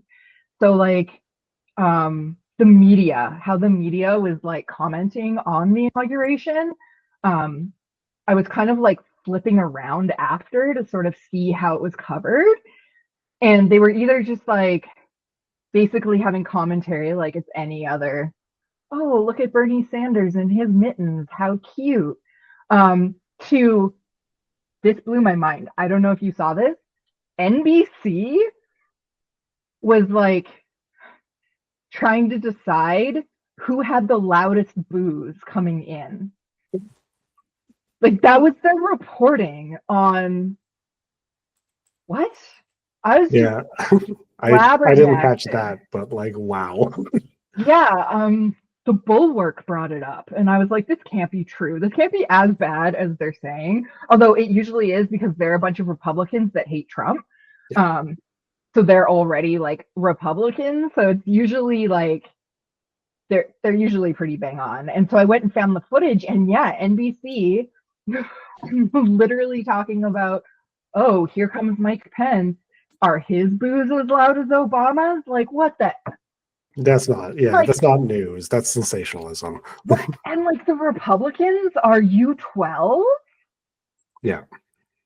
Booing people coming into the inauguration? Like, it was disgusting. And then even before that, Biden, so on Wednesday, before the inauguration, Biden gave his like final farewell speech. I don't know if you watched that or if you saw any clips, but he basically spent the whole time like warning about the oligarchy and like how awful Trump's going to be and how this is going to change America. And then Trump showed up to the White House, as is tradition. and Biden said, "Welcome home," and then gave him tea. Yeah. Which, like, I get. It's It's the tradition, American but custom, it's the tradition, it's norms, but like nothing about this is normal. And yeah. again, with the self-promotion, we will have a video this week called No More Normal that dives deeper into this, but this inauguration hasn't even started at this point. And we are already seeing like just how insane the new normal, quote unquote, is, right? Because like just, and we'll get in more into this, and I'm going to steal some of your notes, but like we just saw so blatantly how this government is going to be. And like between the various things he talked about in his speech to the people that were there, there's just a lot of stuff to unpack. Well, like, and like the oligarchy on the stage, and I'll clip in, guys, some footage of the oligarchy so you can see now. But like Jeff Bezos, Sam Altman, who's the OpenAI CEO, the CEO of TikTok, whose name I can't pronounce. Which, fun fact, did you notice Tulsi was sitting next to him? I don't think that was some like strategic get some information thing. I think they're just dumb. Yeah. like your next director of national security or whatever it's called, sitting next to the TikTok CEO, which is like literal known Chinese spyware. I was just going to say the CEO of the Chinese spyware app. Yep. Elon Musk, the Google CEO, Mark Zuckerberg. I don't think these were like the working class Americans that people thought Trump were talking about. So nope. I'm not sure, and this could go either way. I'm not sure if Trump flat out lied or if he like actually thinks this is the working class. I mean, okay, so just kind of it can go both ways. Yeah, I mean, knowing Trump, I'm pretty sure it was just a lie, right? Like you and I talked about this earlier in the week after his inauguration. Of like there were like so many lies, we just kind of lost track after a while because it just kept coming, right?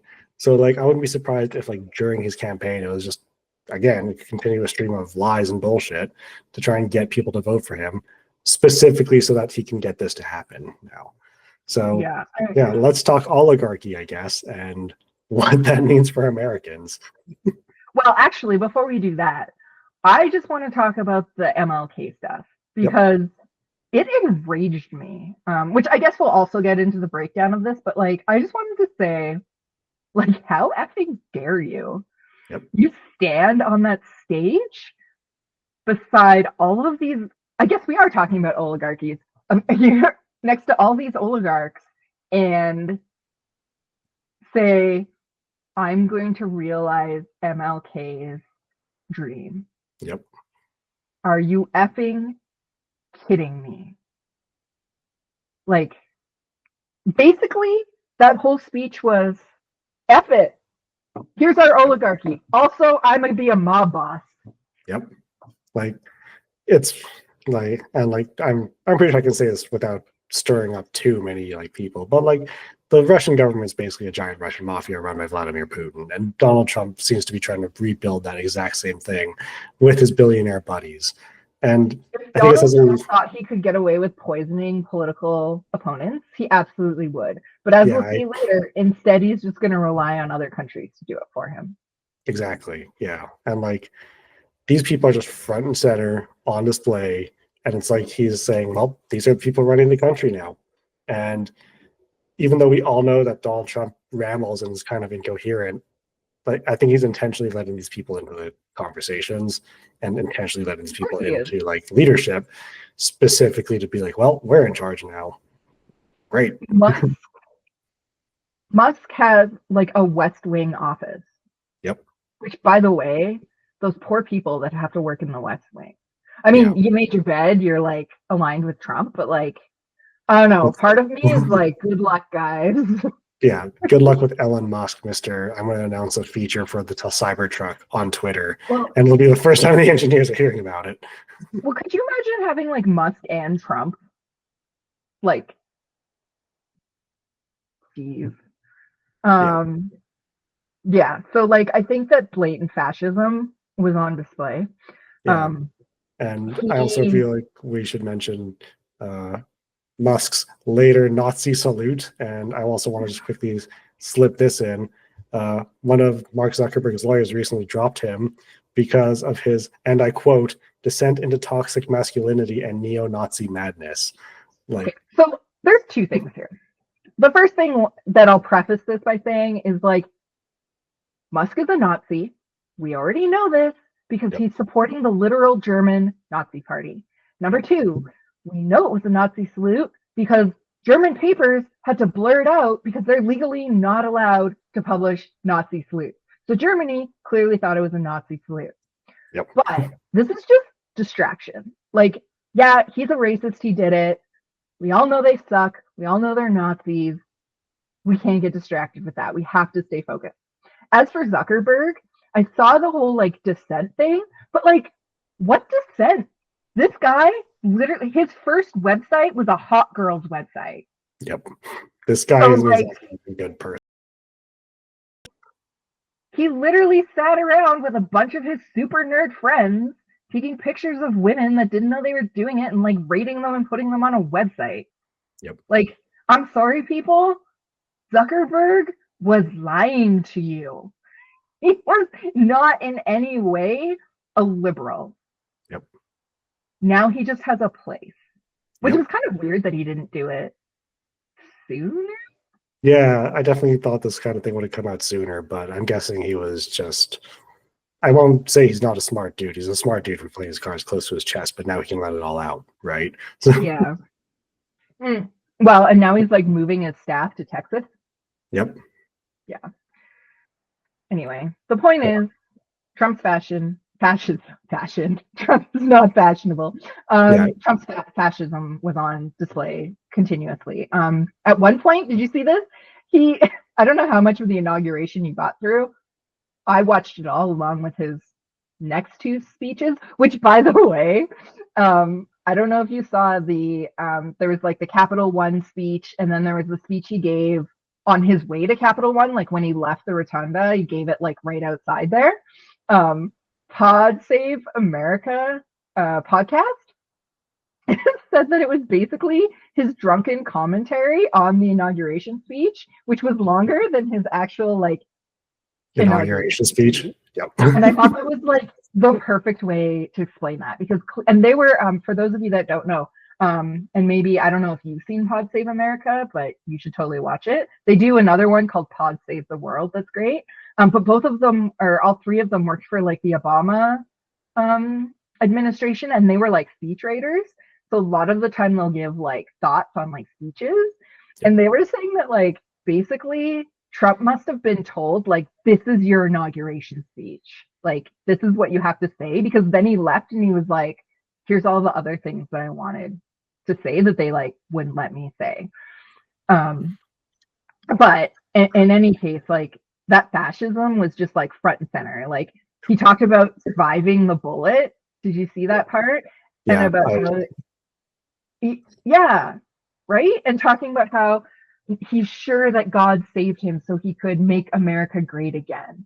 And like that divine intervention crap is about as evangelical right wing nationalist BS as you can possibly get.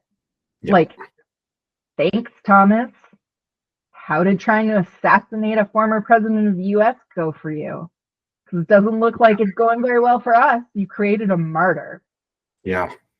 I mean, and even if he he didn't even have to die. He didn't even have to die. Yep. Which is, it's just crazy, right? Like, and this one person has just become the figure for basically like the rise of the new like fascist norm we're facing. The other thing that we saw in his inauguration speech was he said that he wants to be known as a unifier and peacemaker.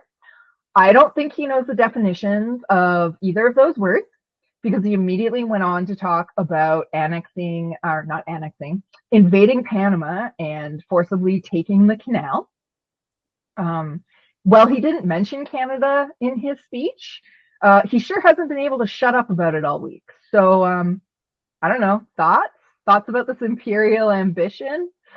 I have a lot actually, and I'm kind of going to pick through some of your notes again here, Nick, because I kind of want to mention this because he also spends a lot of time talking about manifest destiny during his inauguration speech, and then in the same breath, the unifier and peacemaker stuff, and then he starts talking about President McKinley. Now, there's a lot to unpack just in those few statements there, and the first thing I want to mention is that, like, first of all, having imperial ambitions and claiming to be a unifier and peacemaker should be a huge red flag to anybody who is paying attention, right? Like, we've had about 80 years without a major global conflict, and then we now have a president in the same sentence being like, we're going to exercise our manifest destiny, and then 2 sentences later be like, yep, Greenland and Canada, right? And also, this is just something I want to mention. So, like, as a Filipino, I think it's worth noting that President McKinley was the American president who facilitated the transfer of the Philippines from Spain to America and the American occupation of the islands as part of an American imperial agenda. So, like, well, and yeah, and not to cut you off, but like, President McKinley was the president that was there at the dawn of American imperialism. Like, yep. Trump talked a lot about how, like, he was brilliant and he brought in so much money with tariffs and blah. That's not what this is about. This is about Trump wanting to expand America, and McKinley did it. And so he wants to be a modern day McKinley, who of course started out with the American-Spanish War, which led to what you're talking about. Yeah. And like in the Philippines. Yeah, it's all just very clear that, like, this is the new American imperialism, right? And then I'll also just mention this to give everyone a preview as to why the Arctic is so important and why he's focusing so much on Greenland and Canada. It's dollars. Exactly. It's resource wealth, it's trade route control, it's just so much stuff that involves the Arctic that people are like, oh yeah, that's the major playing field right now, right? Yeah, so much so that we're going to have a full episode in a couple of weeks on the Arctic. It'll come out in February. And that's the thing, right? He wants the Arctic for the money. He wants the Panama Canal for the money. Like, yep. He spent a lot of time talking about the canal and how, like, this was one of the lies he was saying, was that Americans are treated differently and they get charged more. They don't. The pricing doesn't work that way. Everybody's the same. But what's interesting is, like, it can cost, I was doing some research, it can cost, like, boats that are going through there, like $500,000 to get through the canal. And it can cost even more than that, because they also have this thing where, because it takes so long now to get through the canal, you can, like, jump the line by paying a premium. Yep. So there's, like, documented history of places, companies paying $1.2 million. And that's just the line hop. That's not like, that's not, like, the cost of going through the canal. Yeah. Right. So, like, this is about Trump wanting to expand America and Trump wanting to make the dollars, and probably about, like, fraudulent government contracts, which we can get into maybe later when we're talking about the Arctic. But, like, my question from this is, like, when are people going to take this seriously? Because for the last 2 weeks, since he basically started talking about Greenland and Canada right after he got elected, basically, people are like, oh, it's just Trump being stupid, don't worry about it, it's just a distraction. But, like, inaugural addresses are meant to set the tone.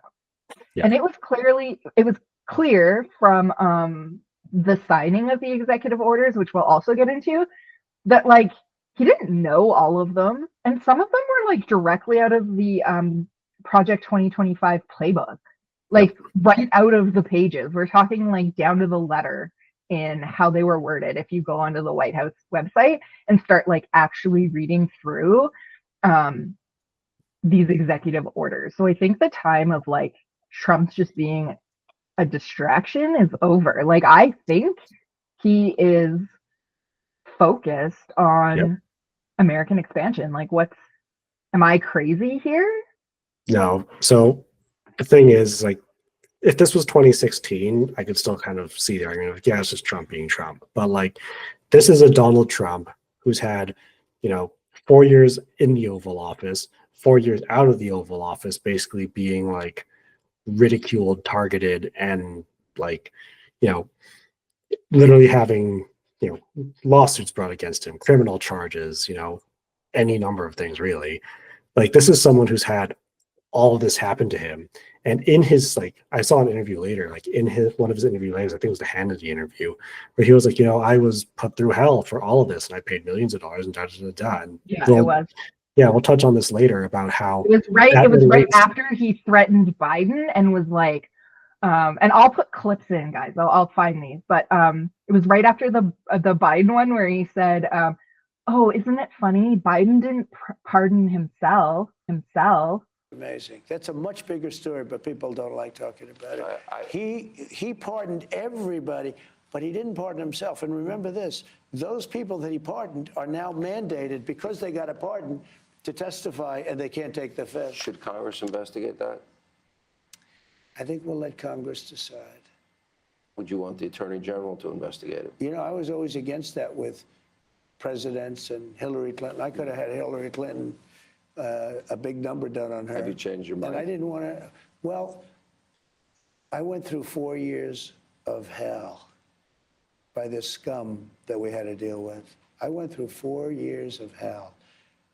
I spent millions of dollars in legal fees, and I won. But I did it the hard way. It's really hard to say that they shouldn't have to go through it also. It is very hard to say that. Joe Biden, remember this, Joe Biden got very bad advice because, like he has in everything. Hunter's laptop. He got bad advice on Ukraine. He got bad advice that war should have never started. He got bad advice on Israel. He got bad advice on the way he got out of Afghanistan. We should have gotten out with strength and dignity, not like a bunch of losers. Joe Biden has very bad advisors. Somebody advised Joe Biden to give pardons to everybody but him. They wanted to take care of. Yeah, but Sean, they wanted to. I don't care. They're yelling at me. This is more important because right now the economy is going to do great. I want to know about I'm the here, so exactly right. So like, this is someone who's like clearly been thinking about this stuff, and even though he said like, oh yeah, I've never heard about Project 2025, we all know that Donald Trump's a consummate liar.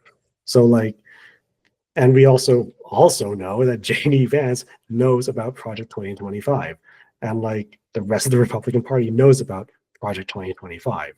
So like, these are all just, we should take these things seriously because like, A, we know he's a liar, and B, we know he's doing these things that he said he wouldn't do, right? So people are saying like, oh, he's probably not going to invade Canada. He's probably not going to do this, da, da, da, da. I mean, maybe, but we should still take the threat seriously, right? Like, Canada is still a sovereign country. We should defend ourselves. It's just insane to me that there's so many people that are like, no, he's just joking. It's like, I mean, come live in Canada next to somebody saying they're going to invade your country and see how comfortable you feel about it, right? Like, it's absolutely. And somebody who idolizes Putin, great. Oh yeah, like we can talk about that. I got a lot of opinions on Trump and Putin. Do you know? Shocking. Unfortunately, we should probably move on to executive orders and other horrible things that Trump did this week. Let's start with, did you hear about this? The removal of security from his rivals. Yep. So Trump removed security protections for Mike Pompeo, John Bolton, and Brian Brook, and Dr. Fauci this week. So let's talk about the first three. These are all people from Trump's first administration, and they've all been threatened by Iran for mostly in retaliation for drone attacks that Trump ordered, and these people carried out. Thoughts? I mean, I have some. Yeah, why don't you go first, Nick? Well, first off, I think he might actually be one of the worst people in the world. We'll slip a clip in here about Trump actually answering the question about why he took clearance, or not clearance. He did that too to a bunch of people. He took security clearance away from rivals. But why he took security protections away, and he argued, as you'll see in the clip, that if you work for the U.S. government or any government, you should just understand that protection doesn't stay in. It's not protocol. But actually, so U.S. protocol is that all former presidents and spouses are granted security protection for life. And in terms of people that work for the U.S. government as U.S. government officials, that's decided on a case-by-case basis based on threat assessments. So when Biden came in, they did a threat assessment, and through actual intelligence, I know that I'm not even going to call it an administration. It's a regime. The Trump regime doesn't understand intelligence in any capacity, either the Webster definition of it or under a national security type sentiment. But there are threats from Iran on these three men. And he's just decided I can't do anything about it, but I can sit back and watch Iran take out my political opponents. Yeah. Seems very that's scary. Yeah, that's very like fascist playbook, right? Eliminate your political opponents, but try not to get your own hands dirty in the process. And especially considering like, these are his former allies. Right? No, now they're allied with Iran and Putin. Yeah. That's and the Chinese, I think. Yeah. Although, I mean, not really, I guess, because now there's that whole TikTok thing that we'll talk about. But no, like this is really scary. I don't know if that is something that Trump's thinking about in the back of his head, but like we've already seen clips talking about getting revenge on political opponents. Now he's removing security protections for people that have serious threats from Iran. And I hope that none of these people see harm, but we have issues of Russia poisoning political opponents in the UK. Like this stuff happens. And then there's the issue of Dr. Fauci, who he removed his protection. And that's not even an international threat. That is a domestic threat. He is getting death threats from MAGA. And we'll talk about this after. But, those real violent ones that are in jail that don't really pose a risk right now. Oh. Yeah, 1,500 of them.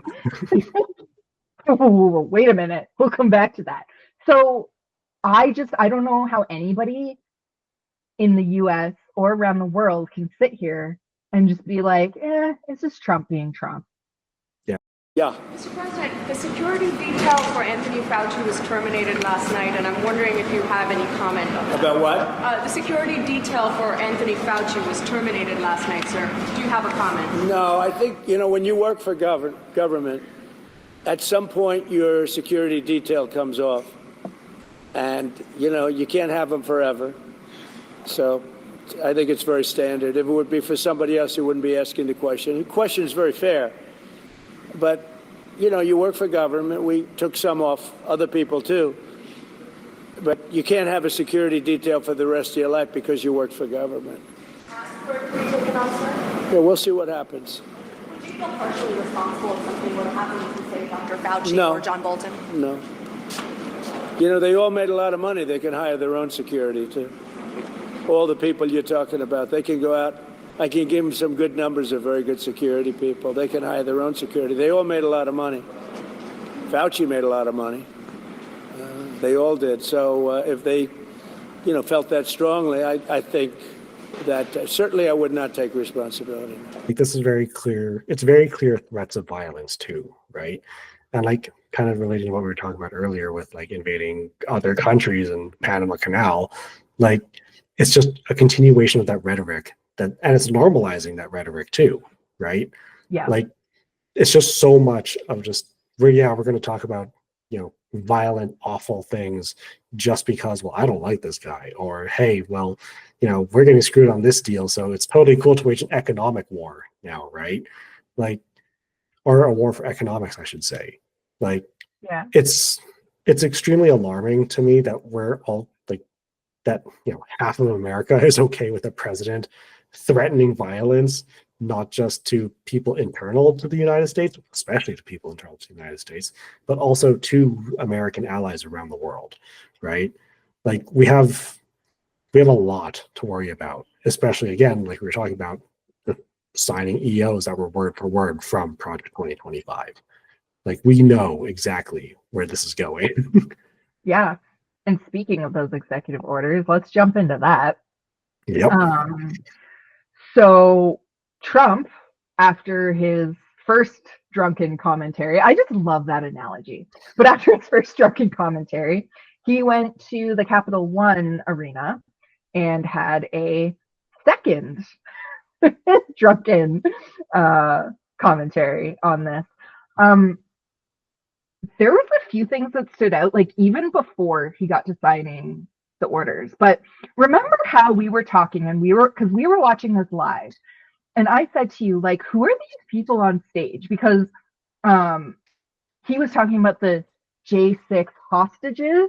And remember I said to you, I was like, are those families of like January 6th rioters? Like, that's pretty ballsy. No. So I found out later because we had actually jumped in, like it had already started. So we kind of like jumped in sort of halfway through after he had arrived. I don't know if you saw this. It turns out, while he was talking about the J6 hostages, those people on stage were the families of the Israeli hostages. Oh my God. I didn't know that at all. Not know that. I was like, oh. Yeah, it's so much worse. So he was talking about January 6 hostages on stage, which remember I said to you, like, why does that lady look mad? Because there's that lady like right behind him that just looks super pissed. And I was like, I don't understand what's happening. Yeah. It was because, well, Trump was talking about J6 hostages. She was on stage trying to advocate for her son, Israeli hostages. Who's an Israeli hostage.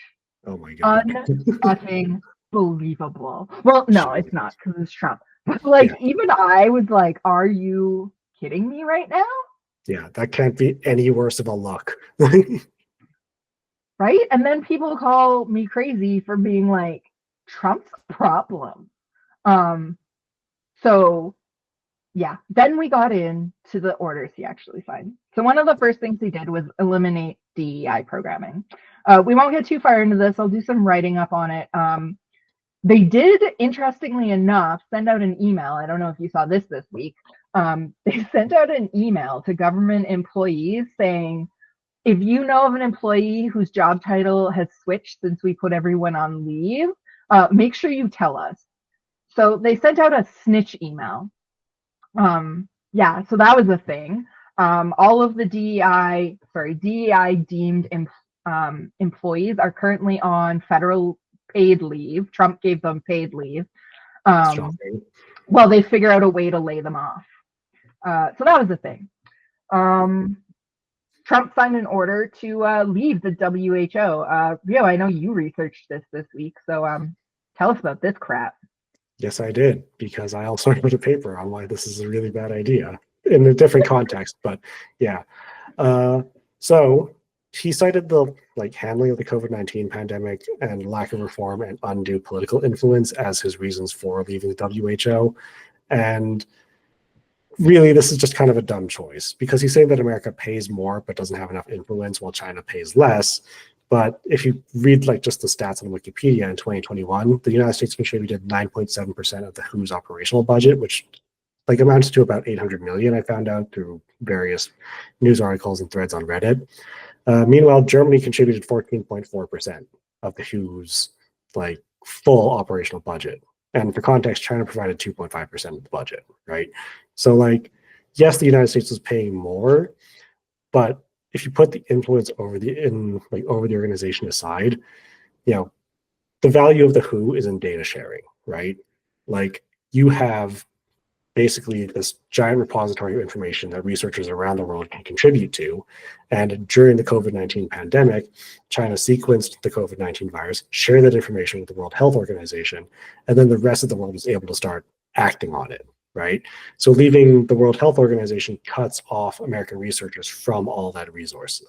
So it's really a dumb policy that just makes it a lot harder for American researchers to get that information easily, and it also makes the overall health system weaker. The other part of Well, it, go ahead. and like, not to cut you off, but he's also defunding NIH, which Yep. like on top of that, Yeah. sounds like they're pretty screwed. I hope they don't have another pandemic like bird flu.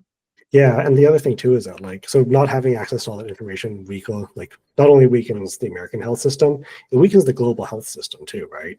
Because like now America doesn't have any of those connections to all this data and all this research from around the world, and a lot of times experts come out of the United States. Like they have some of the best schools in the world, and the reason why we have so many smart people in the United States is because of that system, right? So like all of a sudden now the global health system has just basically been dropped down a few pegs because Donald Trump thinks that basically, even though America was already basically dictating the global health system, they weren't dictating it enough, right? And like on the influence peddling side of the argument, like, well, now America has no voice while China has a bigger voice, right? So you're trying to say that like, oh, we don't have enough influence, so we're going to give up all of our influence and then give all of that to other people, right? So it's just really stupid policy. Did you find anything that talked about, and I only asked this because there was some stuff about the Paris climate stuff. Is it like the WHO, because I know it's like an organization, but are there any stipulations around like the leave process? So like, do they have to give, say, 1 year notice, or like pay their fees from that year and then they leave? Or is it just like you give your notice and then it's like 60 days? So from what Not I to could put you tell, on the spot. yeah, it's fine. So from what I can tell, like, and this is just very quick, not thorough research. I didn't read the Constitution with the WHO at all, but it's primarily funded by contributions. Like, yeah, I know, not doing enough, right? But it is financed by contributions, right? So like, you don't have to pay a certain amount and like, you're a member, great. It's your membership's kind of tied to your membership within the UN, more or less. Like most countries in the UN are part of the WHO. Right. And then you contribute to the WHO kind of based on, whatever you feel like is, from what I can tell. I mean, maybe I can read it more, but it is based on contributions. So there's nothing like specifically tying you to continue to give money to the WHO. And the other thing too is that I'm not sure if you saw this, but after he signed that executive order earlier this week, WHO announced that they're freezing all hiring. Like basically, unless they need something, they're not doing anything else. I did see that. You need a new computer. Is it not totally necessary? Great, continue using your crappy old laptop, right? Yeah, which says that it's like, it's more of an instant, like, we're out type thing. Yeah. That's interesting because the Paris Climate Agreement, great segue, looks like it's going to wind up in legislation because to leave the Paris Accords, you have to give 1 year notice and you have to pay your dues that year. Whereas Trump just sent them a letter that said, we're out, we're done, go away. Yeah. So I'll be watching that one to see what happens with it. But I suspect it's not over and it's going to end up probably in international court. It's going to be a long fight, right? But that seems to be a theme. Seems to be a theme in American politics. So I don't want to talk about this next one. I'm so exhausted already. I know, but January 6th releases. I don't know if there's. So people are acting like they're surprised that Trump has done this. Let's watch a video from Hannity where Trump talks about this, and pay particular attention to the part where he says it's very cumbersome was his exact words, to go through 1,500 files. So to me that says, I didn't look at it, I just said, F it, just pardon them all. So let's take a look. So you did run on a platform. You were very straightforward. You said you would pardon these people that were sentenced for January 6th. No, totally. You did. The only criticism or pushback I've seen is about people that were convicted or were involved in incidents where they were violent with police. Why did they get a pardon? A number of reasons. Number one, they were in there for 3.5 years, a long time. Right. And in many solitary confinement, treated like nobody's ever been treated so badly. They were treated like the worst criminals in history. And you know what they were there for? They were protesting the vote because they knew the election was rigged and they were protesting the vote. And that you should be allowed to protest the vote. You should be allowed to. You know, when the day comes. But you shouldn't be able to invade the No, Capitol. ready? Most of the people were absolutely innocent. Okay, but forgetting all about that, these people have served horribly a long time. It would be very, very cumbersome to go and look. You know how many people we're talking about? 1,500 people. Almost all of them should not have been. This should not have happened. And the other thing is this: some of those people with the police, true, but they were very minor incidents. Okay, you know they get built up by that a couple of fake guys that are on CNN all the time. Nobody watches. They were very minor incidents, and it was time. You have murderers in Philadelphia. You have murderers in Los Angeles that don't even get any time. They don't even collect them, and they know they're there to be collected. And then they go on television and act holier than thou about this one or that one. You had 1,500 people that suffered. That's a lot of people. You know, they were looking for new people 2 weeks ago. They were looking, wait a minute, they were looking to charge new people. They have a woman who's 76 years old that they said made a statement that was a little bit out of line years after the fact. This was a political hoax. And you know what? Those people, and I'm not saying in every single case, but there was a lot of patriotism with those people, a lot of patriotism. You know, they did a recording, and you know, they asked me if I'd do the voiceover, and I did. Yeah. Do you know it was the #1 selling, whatever you call it nowadays, album, whatever, song? CD? Whatever you call it. You don't know, it changes every year, right? But it was the #1 selling song, #1 on Billboard, #1 on everything for so long. People get it. They wanted to see those people American released. people were aware. You told them what you would do. Well, they voted for Joe me. Biden said he would not do it. Let me move on to the economy. Okay, Rio. Thoughts, feelings, comments. They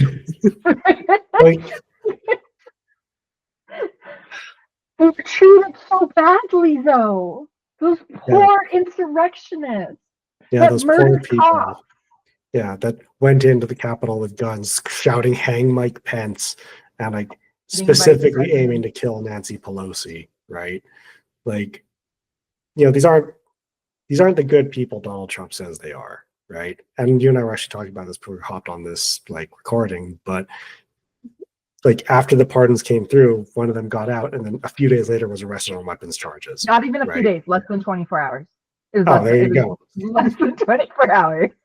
Yeah, on weapons charges. There you go. Weapons charges.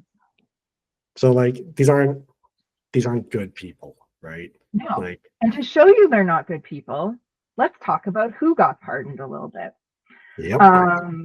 Enrique Tarrio, who is the former leader of the Proud Boys, he was serving a 22-year sentence for actual insurrection. So he was charged and convicted on sedition, which, for those of you that don't know, sedition is a charge of trying to take over the government. Literally put in jail for 22 years for insurrection. But the best part about this, and Rio, I don't know if you knew this, he wasn't there that day. He was actually banned from Washington 3 days prior on weapons charges and told not to come. So they managed to be able to convict him for planning the insurrection, and he wasn't even there. Yeah. So there's that lovely guy. And then there's Stuart Rhodes, who was the Oathkeeper founder, who also was charged and convicted of sedition.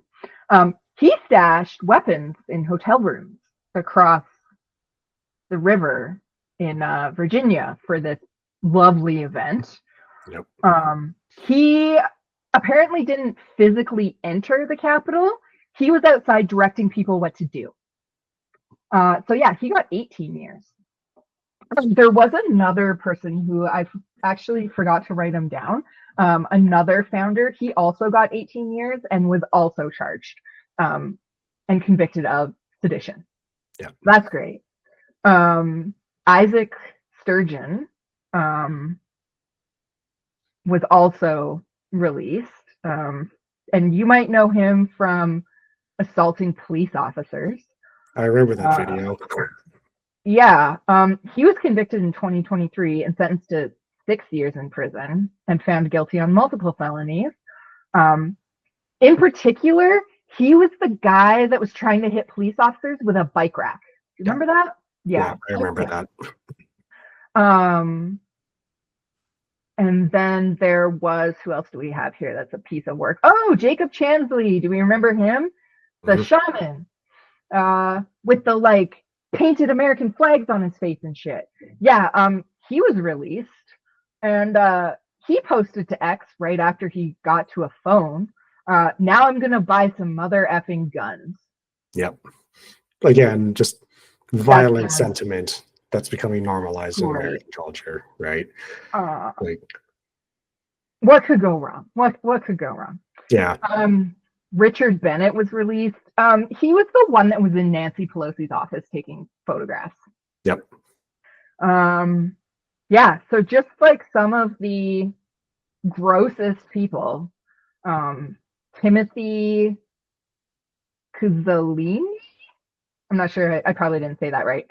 But he's another person that was released, and he was well known for his anti-Semitic videos online. So yeah, why not? Why not throw some of them in the mix? Not only that, so this story actually got more interesting. More insane.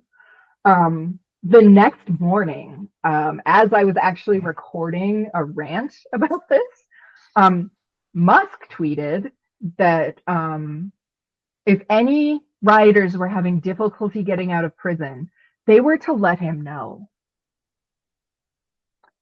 Then it appeared, CNN started reporting that Musk dispatched a man named Christopher Stanley, who works for him, to a jail to ensure the release of the Valentine brothers. This seemed to be corroborated when Stanley tweeted out that that was successful. I don't have the exact tweet with me, but it was something to the effect of boots on the ground to ensure the release of the Valentine brothers was successful. So Musk sent an actual goon to a jail. Yeah. Like what we were talking about earlier with like oligarchy turning into a mafia. That's literally it, right? Like that's a pretty clear example of like, yep, I'm going to send my enforcer to do his little thing, and here we are. Well, and then, I don't know if you saw this, after Stanley tweeted that, Musk replied with a heart emoji. Oh, yeah, I saw that. Yep. So, yeah, this guy is just a piece of work. It's absolutely insane. And I don't understand how. I don't want to say that I don't understand how Americans aren't rioting right now, but also I kind of don't understand how Americans aren't rioting, other than the fact that Trump would probably shoot them all in the leg. Like his now Secretary of, what was it? It wasn't Secretary of State, Secretary of State, isn't it? Oh, Hegseth is Secretary of Defense? Yeah, Secretary of Defense. So like this is the same, when asked like, well, Donald Trump said you should shoot him in the leg, but the other guy refused the order. And Hegseth was like, well, I'm not going to commit to basically he wasn't going to commit to answering whether or not he'd follow an illegal order or not. And also in the same confirmation hearing, like they asked questions like, well, what about following legal orders to invade allies? Da, da, da, da. And he never said that he never explicitly said he won't follow an illegal order, right? Which, as we'll see, is really interesting later because part of his immigration EOs was enacting the Insurrection Act, which allows the military to be used against American citizens. But we'll get to that. Yeah. So, on all of that note, what's really hilarious is the executive order he signed on not weaponizing the government. Yeah, this is like hot meat kettle, right? But the whole purpose of this executive order is to try and curb what the administration views as misuse of federal institutions for political purposes. And like ostensibly is to try and rebuild trust by making sure that governments are nonpartisan. But on the other side of things, you also had another executive order that basically made a whole bunch of positions within the government direct appointees of the president, right? So how can you have a nonpartisan regime really not weaponized, even though you say you're trying to not weaponize the government, right?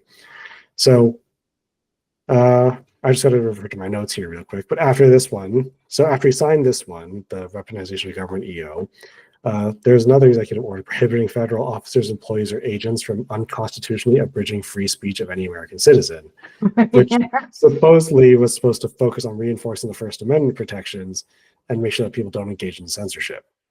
But the Constitution already guarantees freedom of speech, so it kind of is highlighting like concerns over alleged suppression in digital and public spheres. So I don't know what he's actually trying to accomplish, but it's just insane to me that like, he's saying like, oh yeah, we're not going to weaponize the government, but he's effectively now weaponized the government too, right? Like, well, I mean, he appointed Kash Patel, who wrote a hit list in his book of political opponents that needed to be punished. Yeah. So, like, yeah. And then what? So now, and on top of that, we now have a bunch of people who suddenly don't have security protections based on like, actual intelligence threat assessments, both domestic and foreign, right? So you're weaponizing the government in the same sentence. You're saying, oh yeah, no more weaponization of the government. yeah, But this is kind of hot meat kettle. Yeah, this is kind of just as stupid as that EO he signed, which isn't in the list, but he also signed an EO directing government employees to do everything they can to bring down costs. And it was just like, thanks, Tip. Yeah. Like, thanks for telling them to do their job, I guess. Right? Like, it's insane. He also started his crackdown on immigration like immediately, which isn't a surprise, but there were kind of some surprises within that. Like actually, when you think about it, this isn't that surprising. He designated drug cartels as foreign terrorist organizations, which at its core, like, you wouldn't think like you're just like whatever.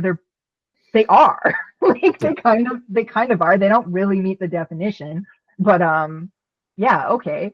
But then you actually start to think about what that designation means, right? So like, yeah, there's like tougher penalties, but it also means that the US can do possible military action on Mexican soil.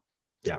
And like, look how well that went in Afghanistan and Iraq, right? And that's the thing, right? That's what other people have also been talking about is like, again, like to go back to Pod Save America, they were talking about how, like, you look at what happened in Afghanistan, is that just going to be happening now on the other side of like the border from California?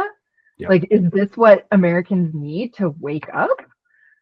It's not going to be good for Mexico if Trump suddenly starts deciding he's going to like try to drone strike some cartel operation in Mexico and hits the wrong target or something. Yep. So there's that lovely piece of news. More imperialist actions from Trump. He declared an emergency at the southern border to mobilize additional Pentagon resources and armed forces to complete the southern border wall, which is interesting because he failed the first time. Well, he failed the first time, but like it's because he couldn't secure the funds.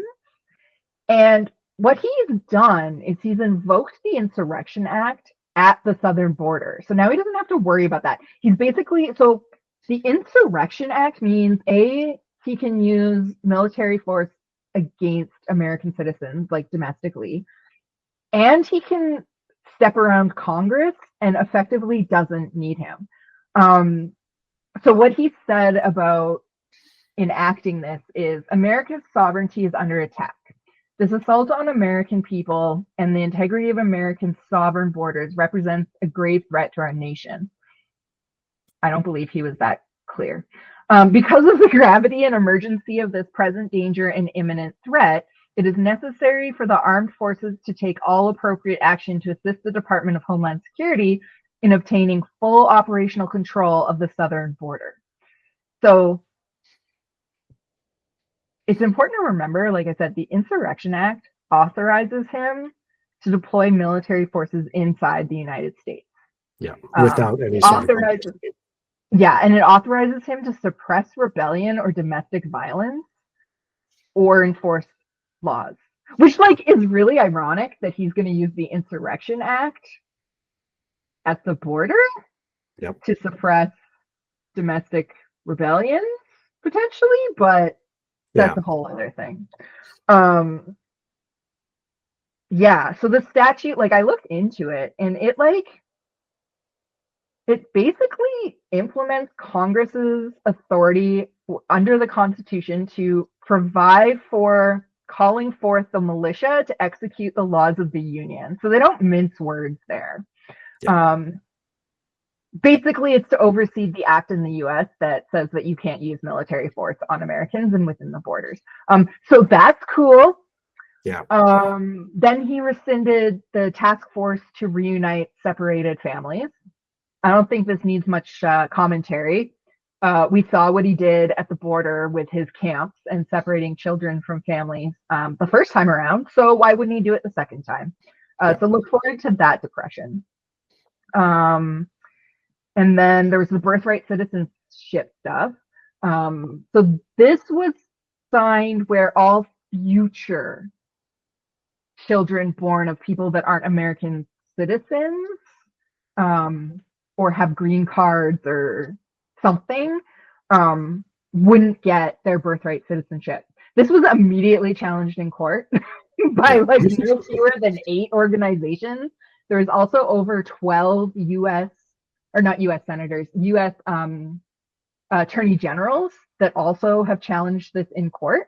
And then on Thursday, it was struck down as what the judge said, blatantly unconstitutional. And it's now going to work its way through the appeals court.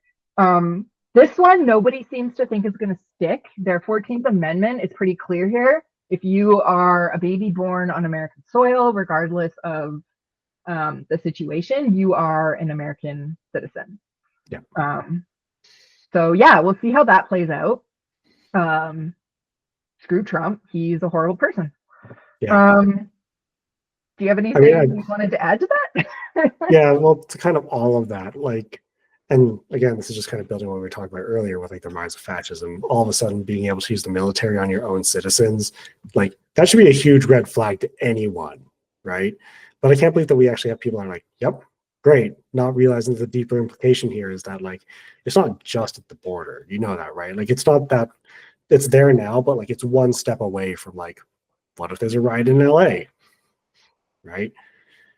Yeah. So, well, and history shows us, right? Like we know what appeasing dictators does.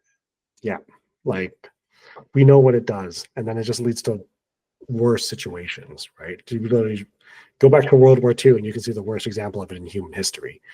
So yeah, it's crazy to me that we're like, yeah, fascism is back. This is totally fine, and not enough people are like, no, this is a problem. We have to be ready for this, right?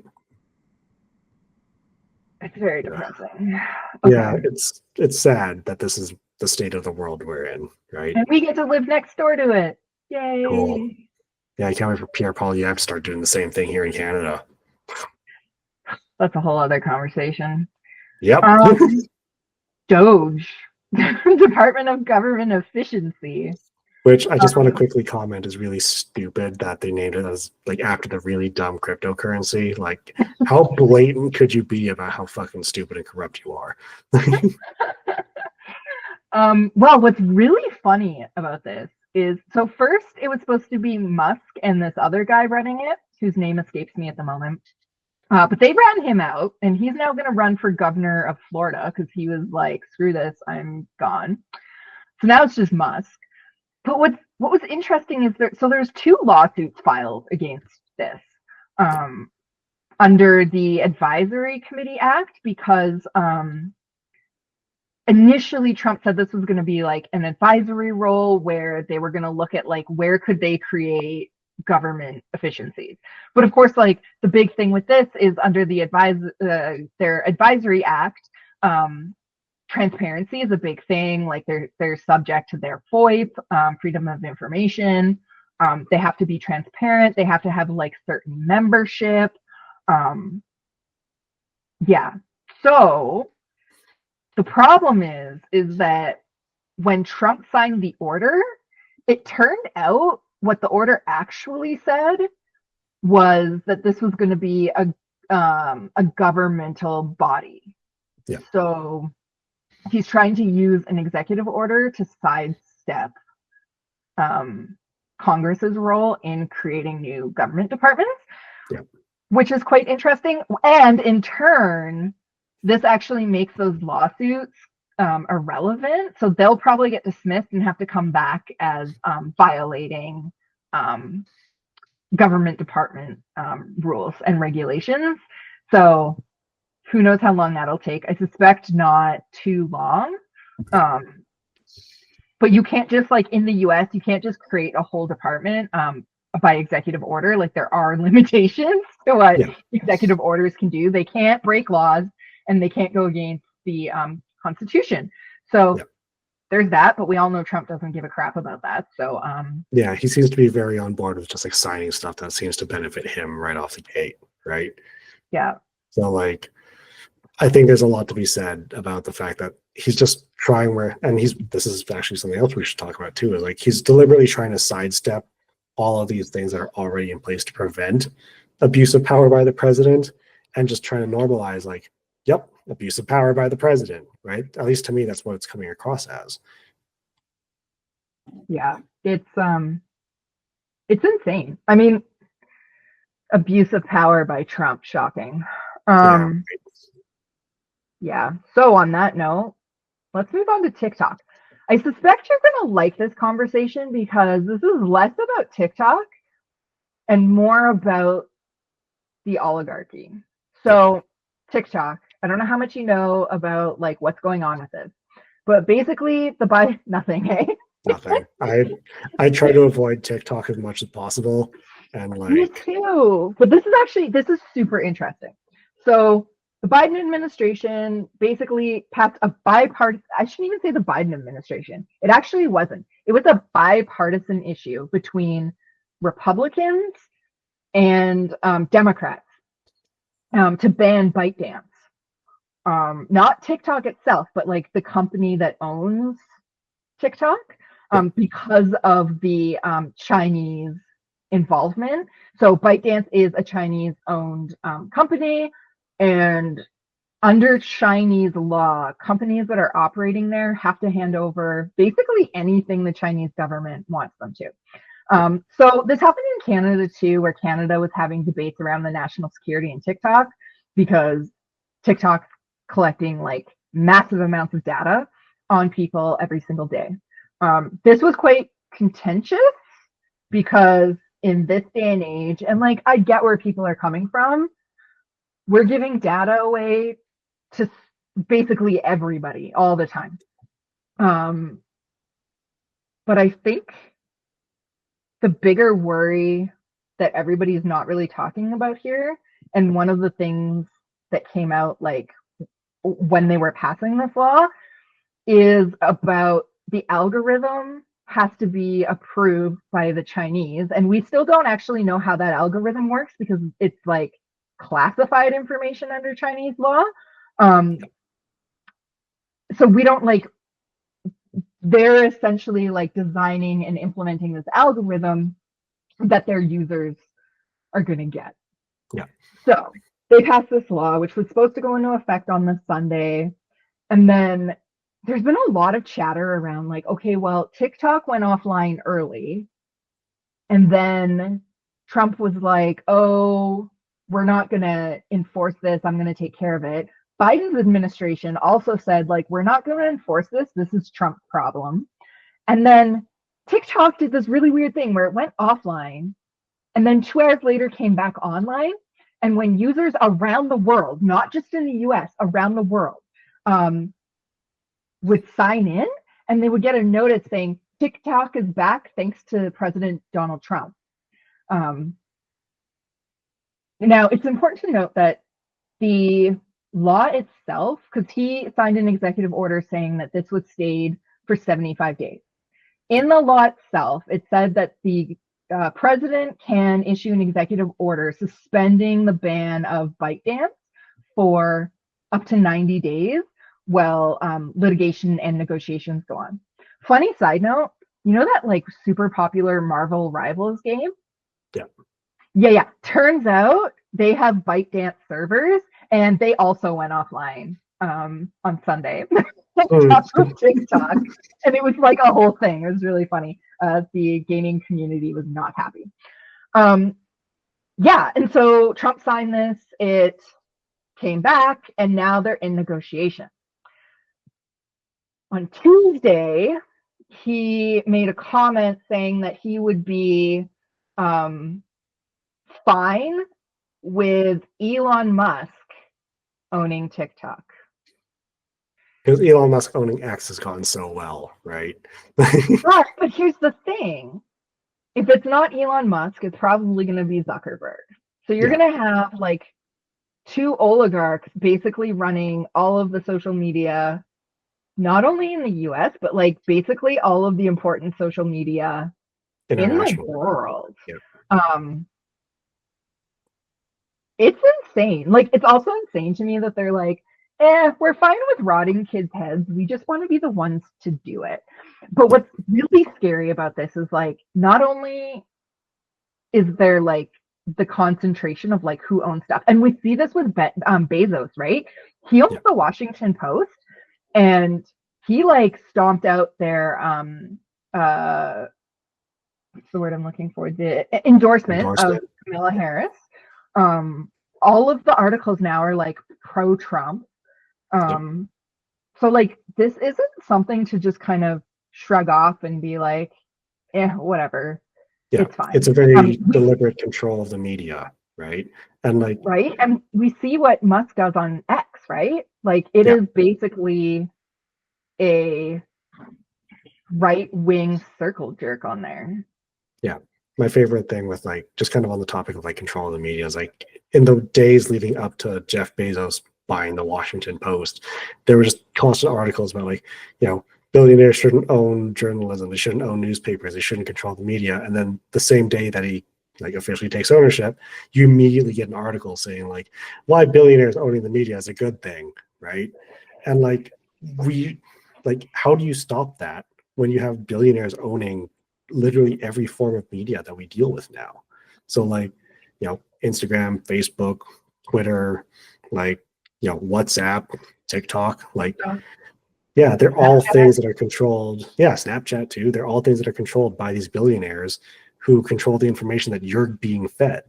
And you're providing your data to get a service for free, but it's not really free. It's like that. It's like that saying, there's nothing more expensive than free, right? Because, and this is as someone who doesn't use TikTok or someone who literally used TikTok for 2 weeks because I was like, I don't get it personally. Like, no, I'm right there with you. And like what you have like for TikTok in China versus what you have in TikTok in the West, and I can't verify this, I just know anecdotes on the internet. Like they're two different things. To operate in China. Really? Okay, well, learned something new today. Something I learned this week. Yeah, so you know what does though, and this was funny, all these people flocked to this app called RedNote, which is an actual Chinese app. And there was, again, shout out to Pod Save America, think it was Pod Save America, one of the things I listened to, was looking at like an ongoing list somebody had of interactions that Americans were having with Chinese people, like Oh, yeah.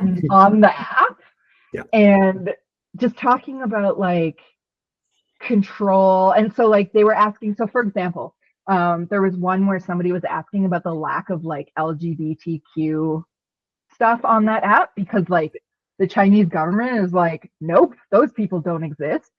And somebody's response, like somebody from China responded with, oh, we don't see gender and we don't have those kinds of issues, blah blah blah, right? Like very propaganda-y, like we're colorblind, but with gender. Yeah.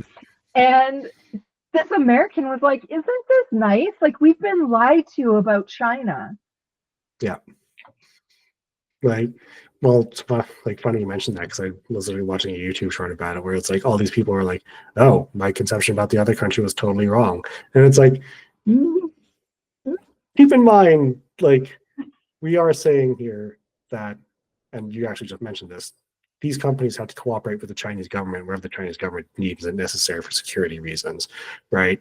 So like, and security can be any number of things. So it's really easy to make the argument like, well, we're going to start setting a whole bunch of bots on your platform now because the Americans are going there and we need to control the narrative. Like, so it's just crazy to me that like, you know, again, there's nothing more expensive than free, but people want that content, right? So I don't know. I don't get it. I don't understand TikTok, but here we are. It's all depressing. Yeah, So on really. that note, I think that's a good point to just kind of sign off and say like, yeah, that sucks. yeah. So unless you have anything else to add, I'm going to say thanks for tuning in. Don't forget to like, subscribe, smash the notification button. Make sure you visit our website, bsexplained.com. Follow us on Blue Sky. We're getting quite the following there. Rio doesn't know about this because he doesn't really do social media, but you can find us at BS Explained over there. So until February, guys, we'll see you then. Yeah, thanks for listening.